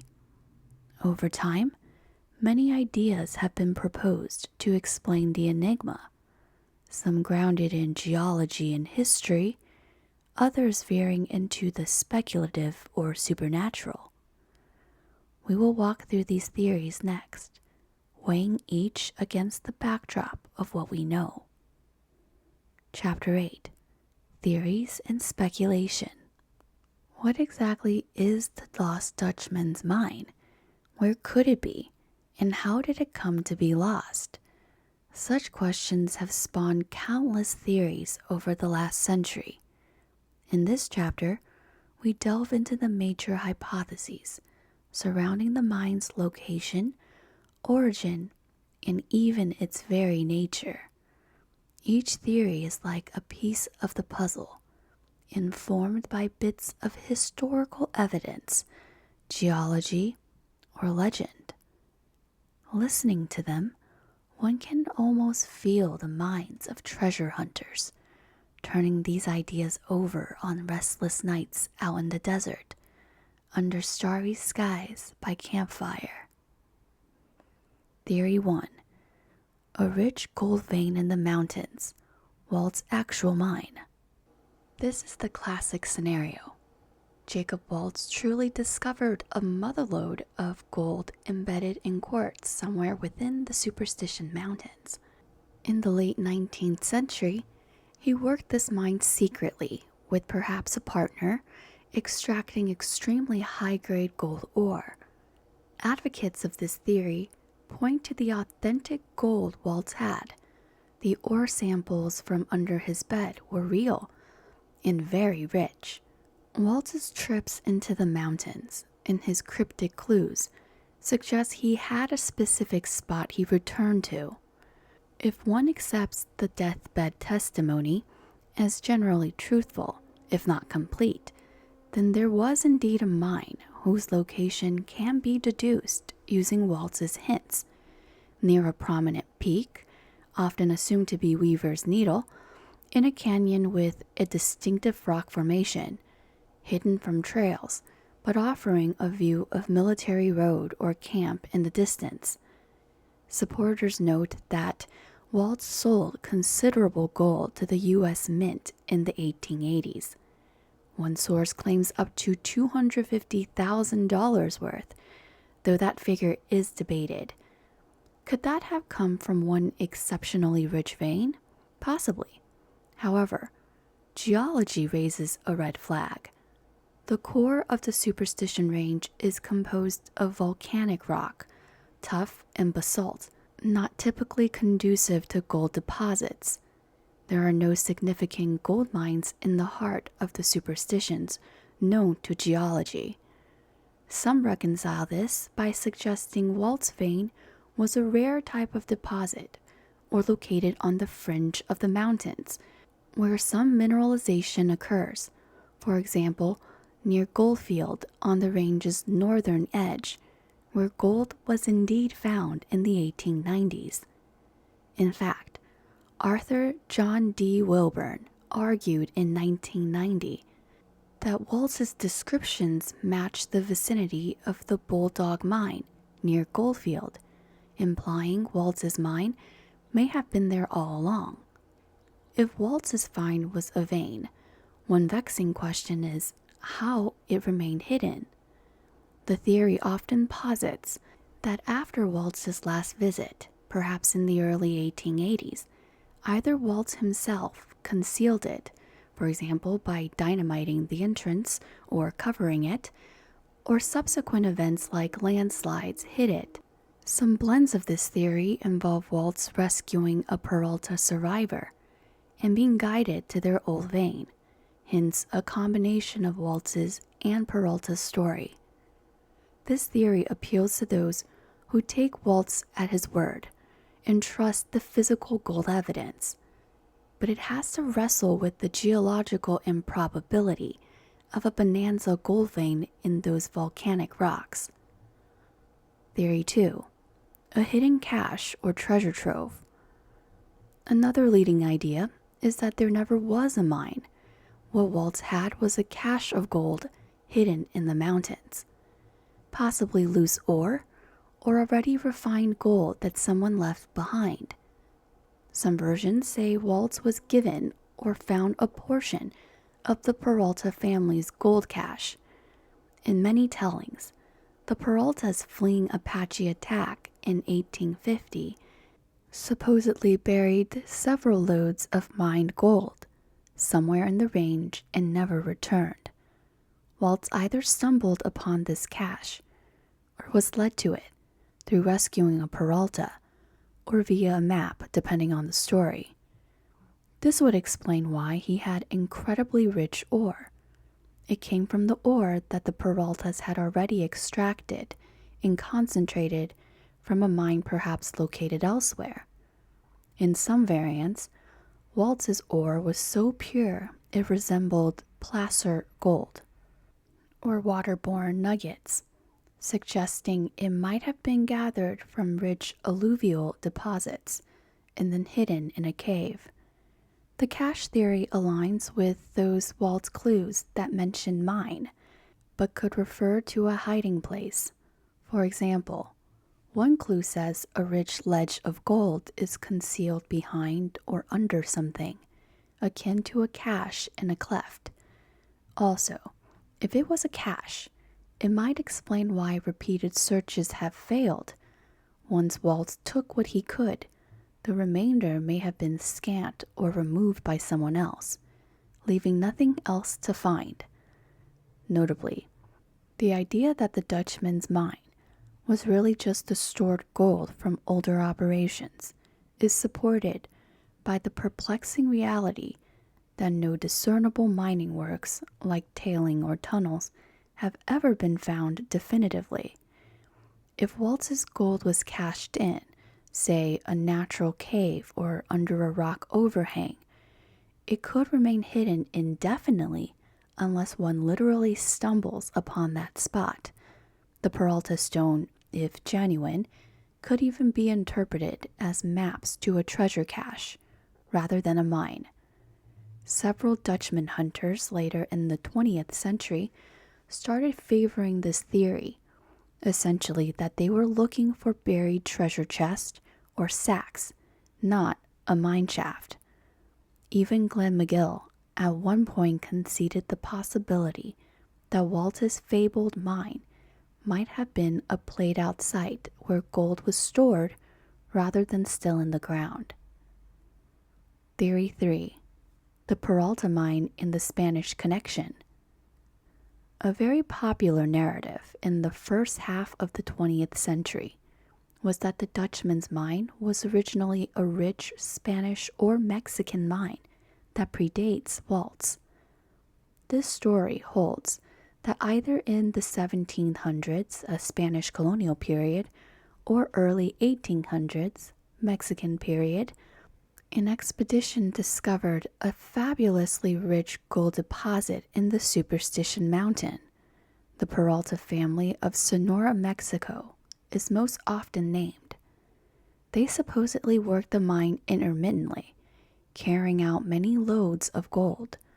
In 1848 or 1849, Don Miguel Peralta led the last large expedition, which extracted a huge amount of ore, only for the party to be ambushed and massacred by Apaches on their way out, the legendary Peralta Massacre.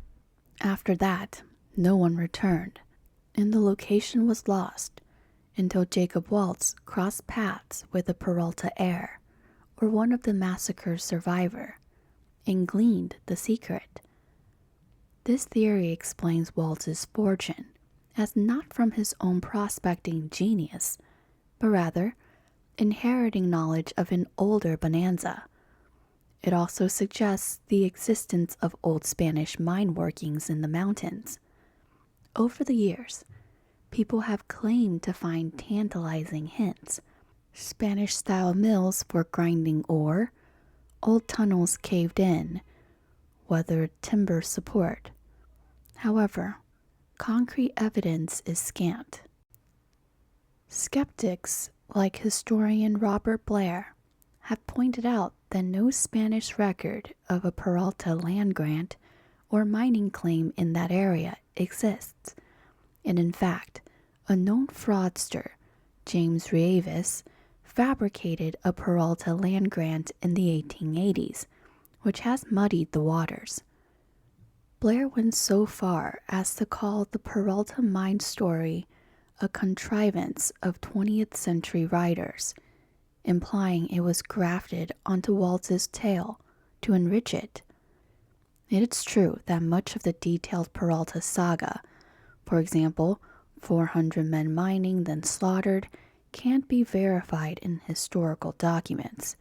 Still, the Spanish mine theory persists because it has a romantic appeal and some plausibility. The superstitions are not far from where the Spanish prospectors and missionaries were active. If there was a rich deposit, the early Spanish could have found it, and the Apaches certainly had motive to hide it after driving off intruders. Notably, Sim Ely believed the Peralta mine story in essence. He thought a Mexican mine existed and was later hidden by Apaches around 1883. If true, Waltz's contribution was just keeping the memory alive and taking a share of that gold. The stone maps with Spanish inscriptions added fuel here. If they're authentic, they reinforce the idea of a Spanish-Mexican connection. Even the name sombrero that appears on one stone could hint at Mexican origins. In summary, this theory sees the Dutchman's mine not as an isolated prospector's lucky strike, but as the last chapter in a saga of colonial mining and frontier conflicts. It gives the legend depth and historical context, though one must accept a lot of oral lore as fact to fully buy in. Theory 4. There is no mine, it's a myth or a mix-up. On the opposite end of the spectrum is the theory embraced by many skeptics and researchers that the lost Dutchman's mine, as popularly conceived, does not exist at all. This doesn't necessarily call Jacob Waltz a liar, but it suggests that over time, multiple stories have been conflated and exaggerated beyond recognition. Perhaps Waltz did have some gold, but it came from high grading or theft, as mentioned earlier, stealing from a legitimate mine like the Vulture. He might have let people believe he had a secret mine as a way to deflect from the illicit source. Indeed, one theory has Walt acting as a fence for Vulture mine workers. They sneak him rich ores, he sells it in Phoenix, and to cover for them, he pretends it comes from a lost mine he'd found. After his death, Julia Thomas and others, propelled by greed and imagination, could have patched together legends, Apache gold, Peralta, and more, to flesh out the story, and even sell maps when the search failed. Over the decades, repeated retelling turned Waltz's rather prosaic life into a grand treasured legend. Those who lean this way point to the lack of any hard evidence on the ground. Thousands of searchers have combed the region. If a mine with rich ore existed, surely some trace, a piece of quartz with gold, an old tunnel, should have been found. Yet, nothing unequivocal has surfaced. The land is now heavily hiked, and still the mystery stands.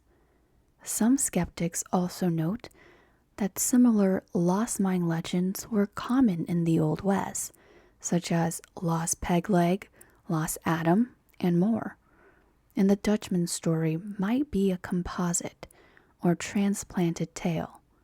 For instance, there was a lost Dutchman legend near Wickenburg about a Dutchman found dead with saddlebags of gold in the 1870s.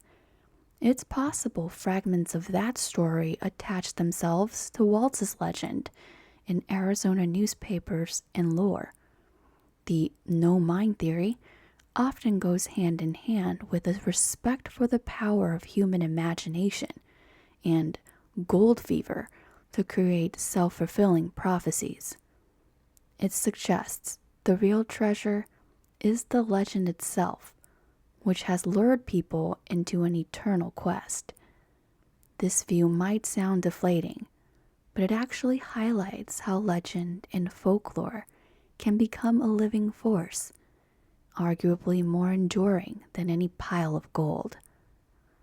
Even skeptic voices have pointed out that Waltz's famous clues only first appeared in print long after his death, and often in unreliable sources. They suspect these clues were back formations, invented or embellished by storytellers, rather than being authentic words of Waltz. If true, the chase has long been for a phantom all along. Theory 5. A supernatural or cursed secret. While serious Dutchman hunters often roll their eyes at supernatural explanations, the legend's darker current encourages some outlandish ideas. There's talk of the mine being protected by the thunder god of the Apaches, a literal curse that brings misfortune or madness to those who seek the gold. The number of violent deaths, real ones like Ruth, Cravey, and the number of violent deaths linked to the search certainly adds weight to the notion of a curse, or at least extremely bad karma. Some storytellers weave ghostly elements, apparitions of Waltz wandering the hills, skeletal specters of Peralta miners warning people away, or even a shape-shifting guardian spirit that leads intruders astray. The comic series featuring Lara Croft, for example, invented a secret society called the Black Legion, sworn to guard the mine's dark secret. While that's fiction, it's not too far from local whispers of clandestine groups or elusive desert rats who fire warning shots at anyone who gets too close. There's also a metaphysical twist from some New Age inclined thinkers that the mine is not a literal gold deposit, but perhaps an entrance to the underworld or another realm. They surmise the treasure is spiritual knowledge, not material gold. Hence, it can never be found by those with impure hearts seeking wealth. This fringe theory aligns with how the Pima regarded the superstitions as a realm of spirits. In the more grounded, spooky theory, some have wondered if the gold in the mountains might be uranium or other minerals that early prospectors didn't know, causing radiation sickness or hallucinations. A stretch, but interestingly, parts of Arizona did have uranium and radium mines in the 20th century, though not particularly in the superstitions. At the end of the day, supernatural angles speak more to the aura of the place than to actual evidence. The Superstition Mountains, with their craggy peaks and often eerie quiet, naturally lend themselves to feelings of mystique. Hikers have reported uncanny experiences, feelings of being watched, hearing voices on the wind, or an overwhelming sense of dread in certain canyons. Whether one attributes that to heat and exhaustion or something otherworldly is personal, but as a theory of why the mind remains hidden, the supernatural idea is essentially maybe we aren't meant to find it because forces beyond our understanding guards it. It's a poetic notion, if not a practical one. Theory 6. Mislocation. A less fanciful but intriguing possibility is that many searchers have simply been looking in the wrong place. Perhaps Waltz's clues, intentionally or through error, point to a different locale, not necessarily in the superstition wilderness as defined today. Some have posited the mind might lie to the west, in the Goldfield or the Usury Mountains, or to the north, closer to Four Peaks, or even that it was submerged under the Apache Lake when the Salt River was dammed. Roosevelt Dam was built in 1911, creating Roosevelt Lake, which flooded some valleys. Indeed, local speculation once toyed with the idea that the mine was buried under the waters of Apache or Roosevelt Lake, a final ironic twist by fate if true. The Lost Dutchman State Park actually sits on the northwest edge of the Superstitions, near where Waltz's homestead was, which shows at least how the state interprets a connection. If Waltz's direction were misinterpreted, like misreading 4 miles as 4 hours hike, or mixing up north and south, one could roam a lifetime in the wrong canyon. The needle's shadow clue is particularly vexing. Determining on the time of year, Weaver's needle's late afternoon shadow moves far across the landscape. Different authors have guessed different spots where it falls at a precise time, say 4 p.m. on a certain date. If you pick the wrong date, you dig in the wrong ravine.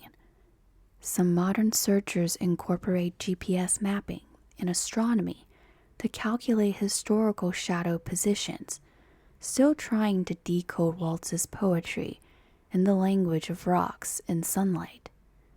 In truth, any or all of these theories might hold partial truth. Perhaps Waltz had a cache in a small vein. Perhaps Peralta's story is partly true.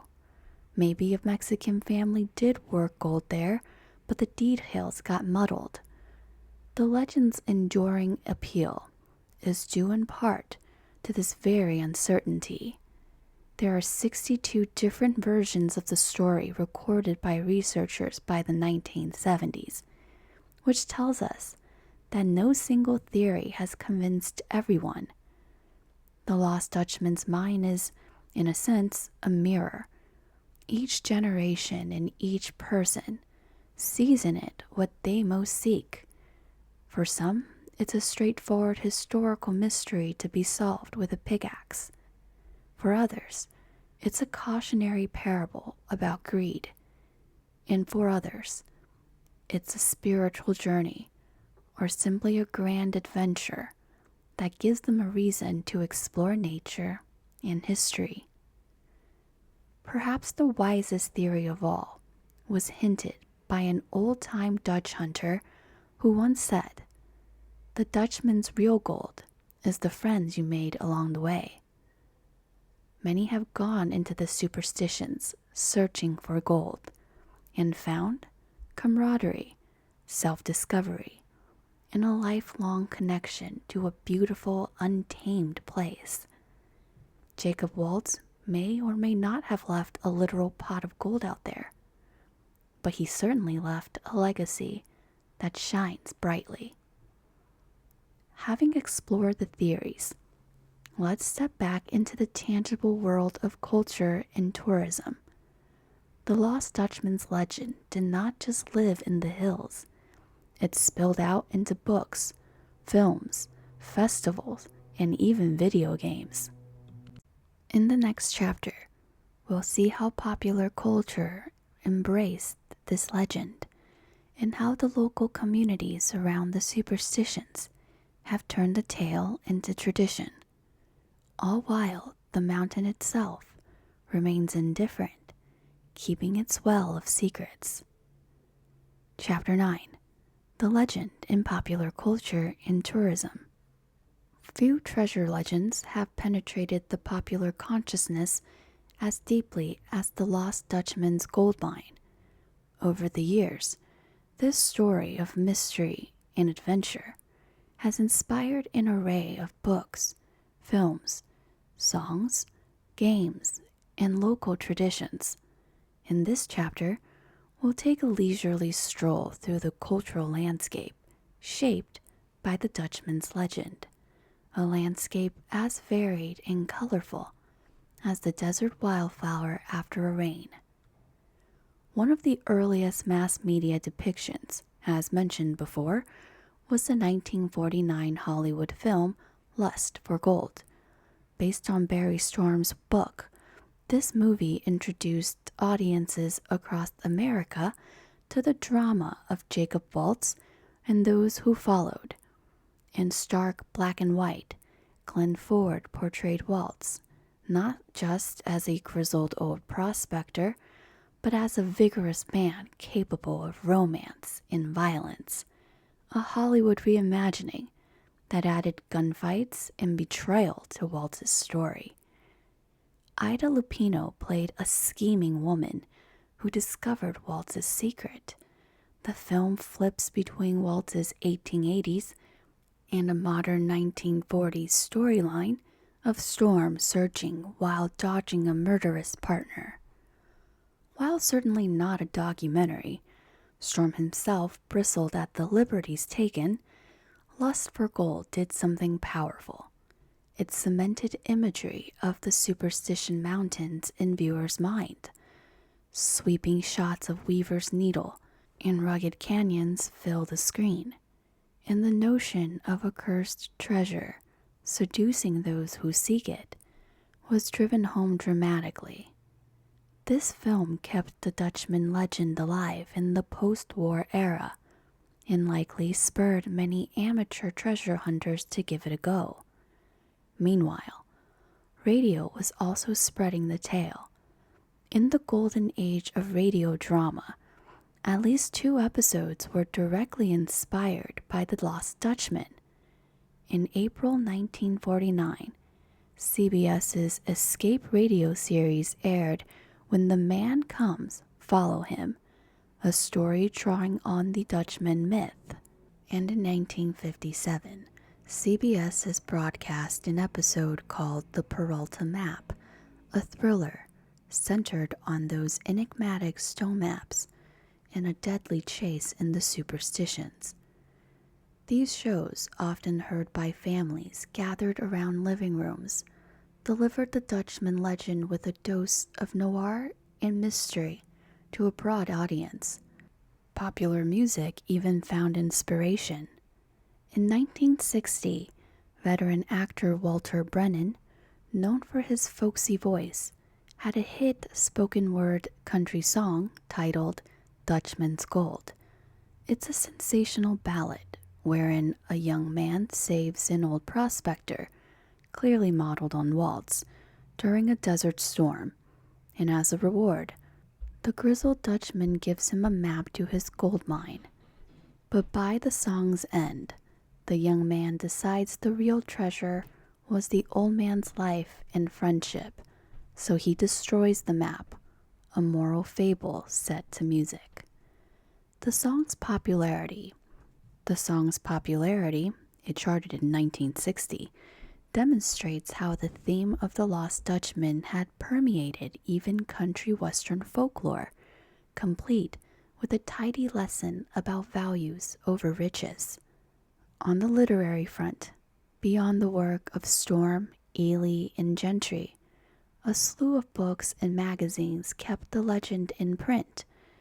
In the 1960s and 1970s especially, treasure hunting stories were a staple of adventure magazines. You'd find lurid titles like The Curse of the Dutchman's Gold in publications like True West or Arizona Highways, recounting the tale for new audiences. Some authors came at it from a historical angle. Others embroidered it further.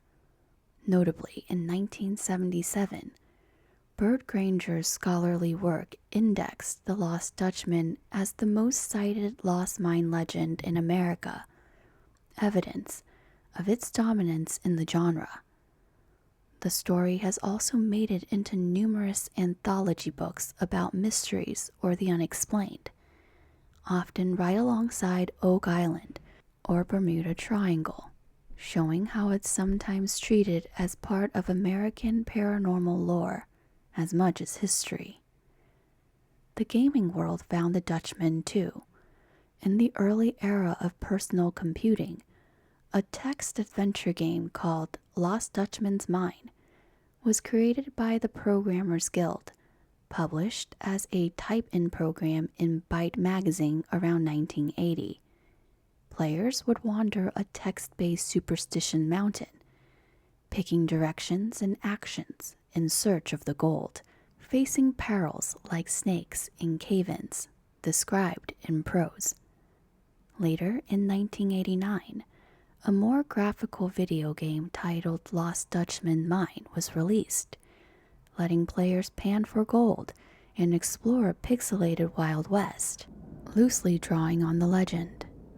In 2006, an adventure game named Alamo in the Lost Dutchman's Mine came out, a comedic point-and-click PC game in which a goofy protagonist searches for the mine to impress a lady named, tongue-in-cheek, Rita Peralto. Even Lara Croft of Tomb Raider fame followed the Dutchman's clues in a 2003 comic miniseries, The Black Legion, blending the legend with supernatural elements. Each of these cultural products took liberties, but they also attest to the legend's versatility and appeal. It can be a backdrop for horror, comedy, moral lessons, or puzzle-solving fun.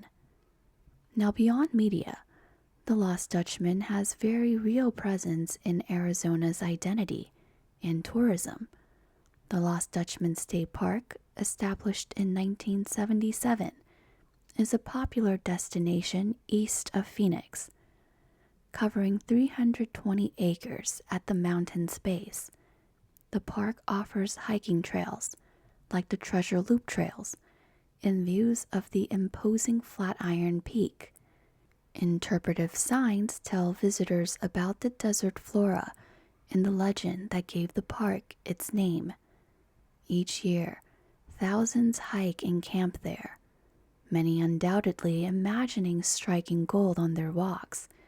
The park's very existence enshrines the story in the geography of Arizona.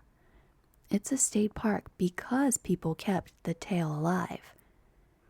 In the nearby town of Apache Junction, an annual festival called Lost Dutchman Days has been held for decades. Indeed, by 2026, it will be the 62nd annual. This multi-day event, typically in late February, features a professional rodeo, a parade, carnival rides, and Western-themed fun for families. Its tagline is, "The fun place to be for all ages," mixing cowboy sports with the legend's mystique. While the rodeo contestants rope and ride, vendors might sell Dutchman mine maps as souvenirs or claim to have pieces of the Peralta stones. There's a playful acknowledgement that we're all in on the story, and it's celebrated as part of local heritage. The festival brings the community together and draws tourism, effectively turning legend into livelihood. Similarly, the Superstition Mountain Museum in Apache Junction offers exhibits on the Dutchman, including replicas of the Peralta stone maps, Waltz's personal effects, and artifacts from the movie Lust for Gold. They even have the 20 stamp mill from Goldfield on site, preserved as a historical piece. The museum educates with the real history and showcases the tall tales, letting visitors decide what to believe. Just north of the park lies Goldfield Ghost Town, a reconstructed Old West town on the site of a genuine 1890s gold mining town. While Goldfield's mines were real, they produced modest gold strikes not related to Waltz. The ghost town today fully embraces the Dutchman lore. You can take a superstition zipline, watch staged gunfights, and tour a mine. It's a tourist attraction that nods to the fact that this gold was found, a wink that maybe Waltz's gold is just over the next hill. Local businesses from hotels to steakhouses also borrow the Dutchman name or theme, enriching the region's branding. One cannot overlook how the legend fueled a cottage industry of modern treasure hunting groups. There are Dutch hunters clubs and forums, in person and online, where enthusiasts share theories and debate clues late into the night. They pore over Google Earth images of the superstitions, exchange old newspaper clippings, and sometimes organize group hikes to investigate promising nooks. The legend thus lives on not only in static media, but in active, ongoing treasure quests. Notable among living figures was Tom Kellenborn, 1937 to 2018, a local historian who grew up around the superstitions and chronicled their stories in columns and blogs. He knew the mountains intimately and became something of a custodian of Dutchman lore, bridging the gap between old-timers and new adventurers. His writings, like Kellenborn Chronicles, combine history with personal anecdotes, contributing greatly to the preservation of authentic details amid sensationalism. In a delightful twist, even international media has dipped into the Dutchman tale. For example, the 1970s TV show In Search Of, hosted by Leonard Nimoy, aired an episode on the Lost Dutchman's mine. Nimoy's iconic voice told theories, while cameras panned the rugged cliffs.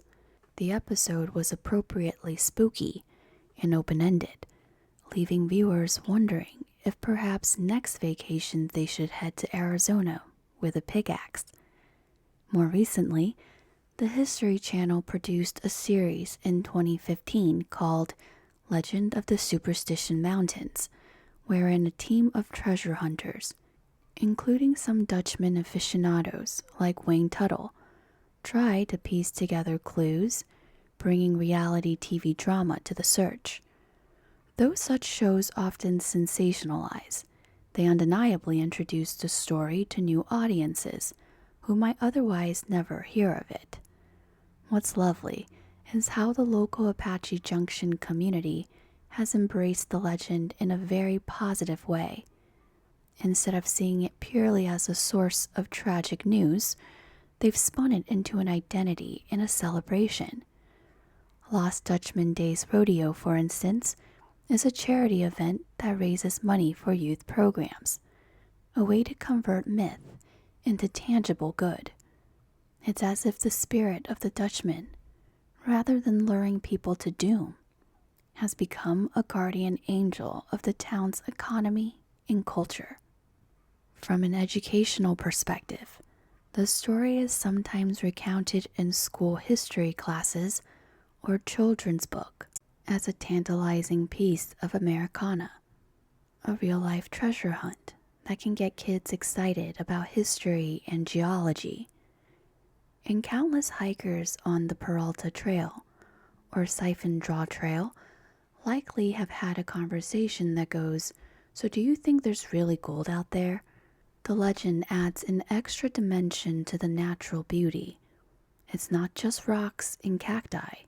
It's the stage where a grand mystery plays. Finally, one can argue the legend has been a boom from conservation in a roundabout way.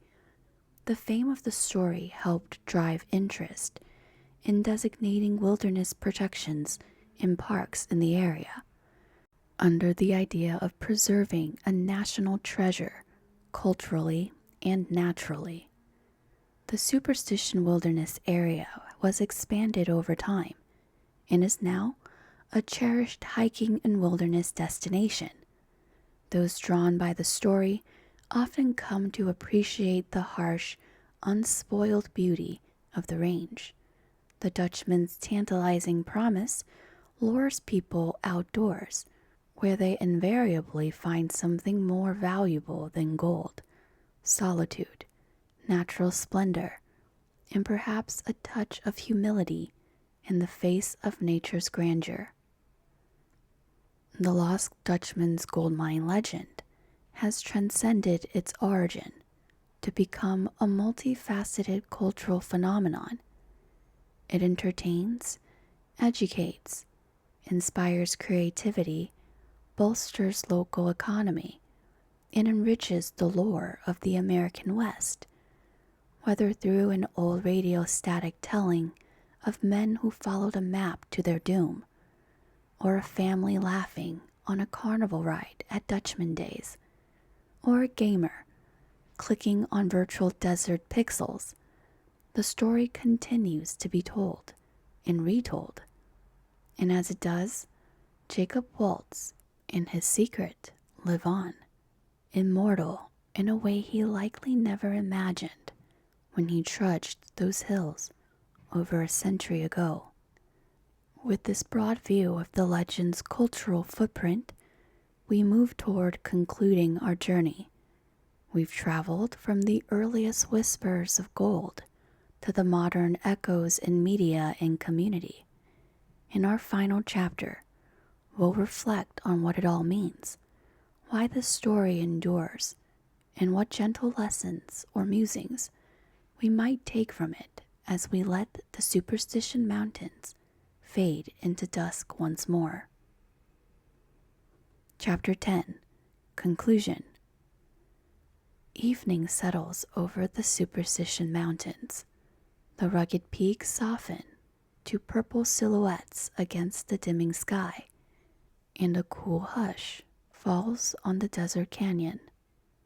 In this tranquil hour, it's easy to imagine the ghosts of the past stirring. The crunch of Jacob Waltz's boots on gravel, the distant echo of an Apache warning shout, or perhaps the faint clink of a prospector's pick. The legend of the Lost Dutchman's gold mine endures, like these twilight shadows, ever present, yet never fully graspable. What is it about this story that has captured so many imaginations for so long? Perhaps it's the universal allure of hidden treasure, the idea that fabulous wealth lies out there for anyone bold enough to claim it.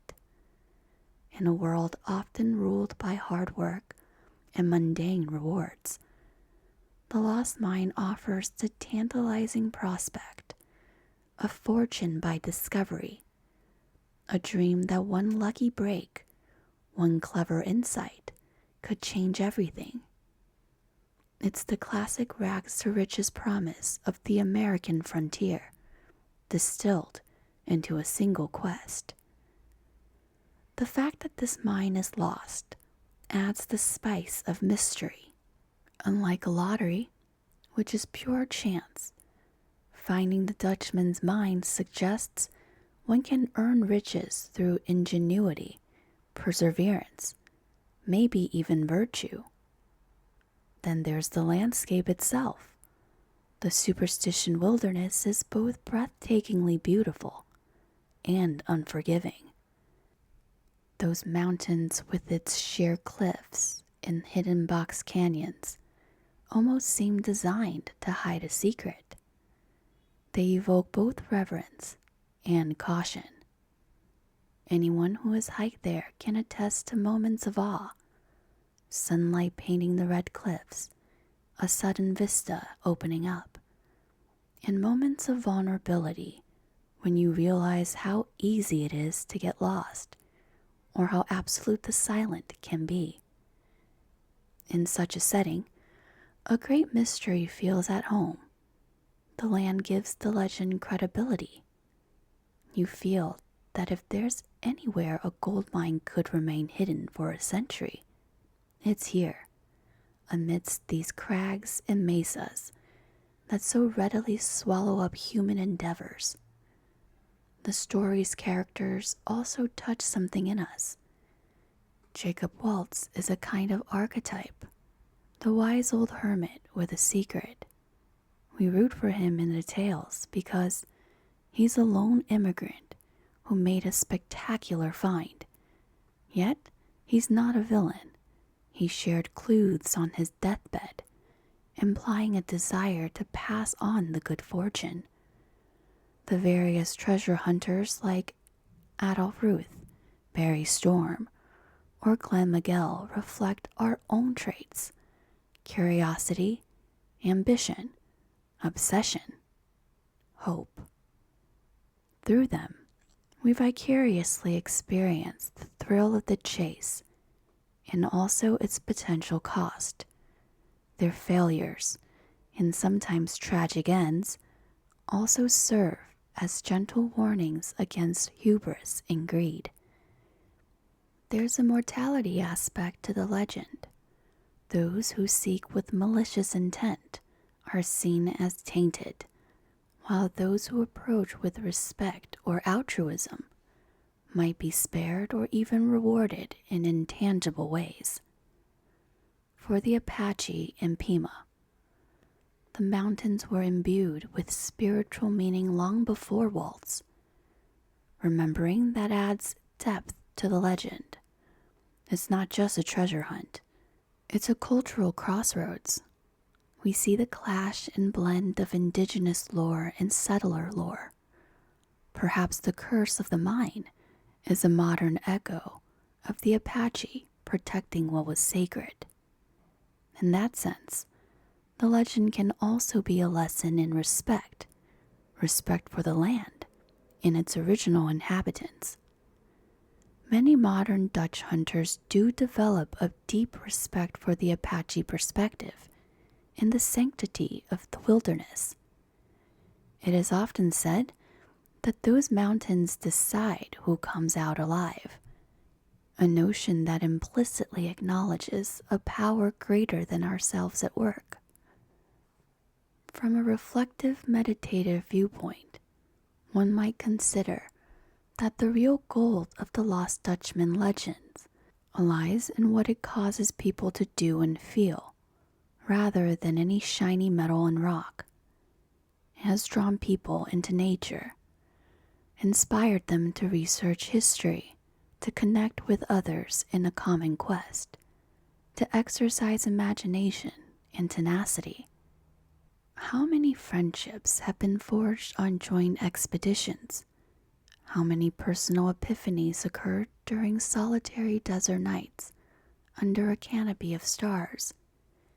In chasing the Dutchman, many found something more attainable but equally enriching: a love for the outdoors, an appreciation of heritage, or an inner confidence from surviving tough terrain. The legend is a teacher, sometimes teaching through harsh lessons of what not to do, other times teaching the rewards of patience and observant stillness. In a sense, the lost Dutchman's mine has never truly been about the gold. If a huge vein were discovered tomorrow and all the gold extracted, the story as we love it would actually end. It's the mystery that sustains it. The not knowing keeps our mind turning it over like a favorite stone in the hand. Every retelling, including this one, adds another layer of possibility, keeping the flame of curiosity alive for future generations. As technology advances, one might think the mystery would fade. Perhaps LiDAR scans or satellite imagery or AI pattern analysis could pinpoint anomalies in the superstitions that indicate a mine. But even those tools require human interpretation, and so far, none have cracked the code. It's quite likely that for as long as humans roams these parts, the Dutchman's secret will remain just around the corner, always almost found, yet perpetually hidden. And maybe that's how it's meant to be, a perpetual muse, whispering that the world still holds secrets. Now, as you prepare to drift into sleep or into your next calm activity, imagine yourself in the Superstition Mountains at night. The air is warm and still. Above, the Milky Way spills across the sky.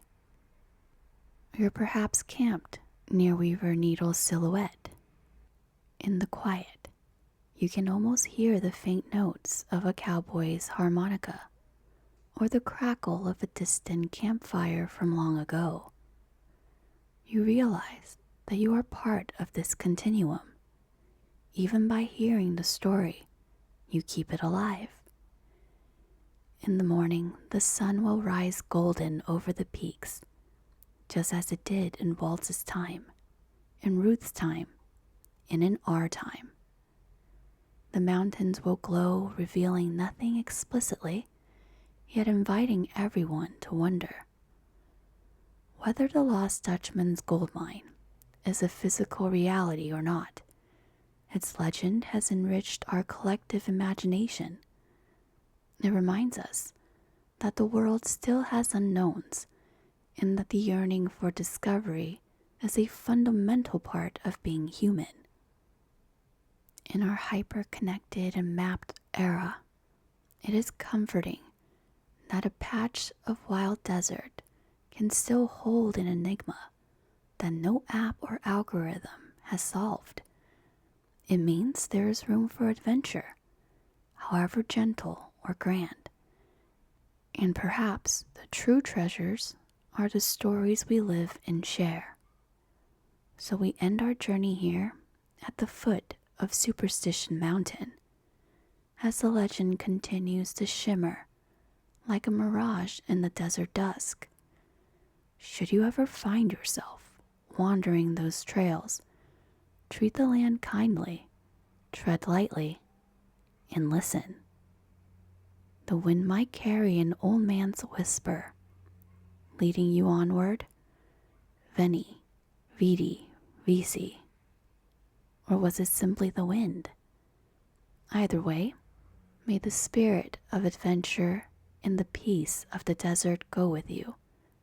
Sleep well, with dreams of sunlit canyons and perhaps, just maybe, the faint glint of gold.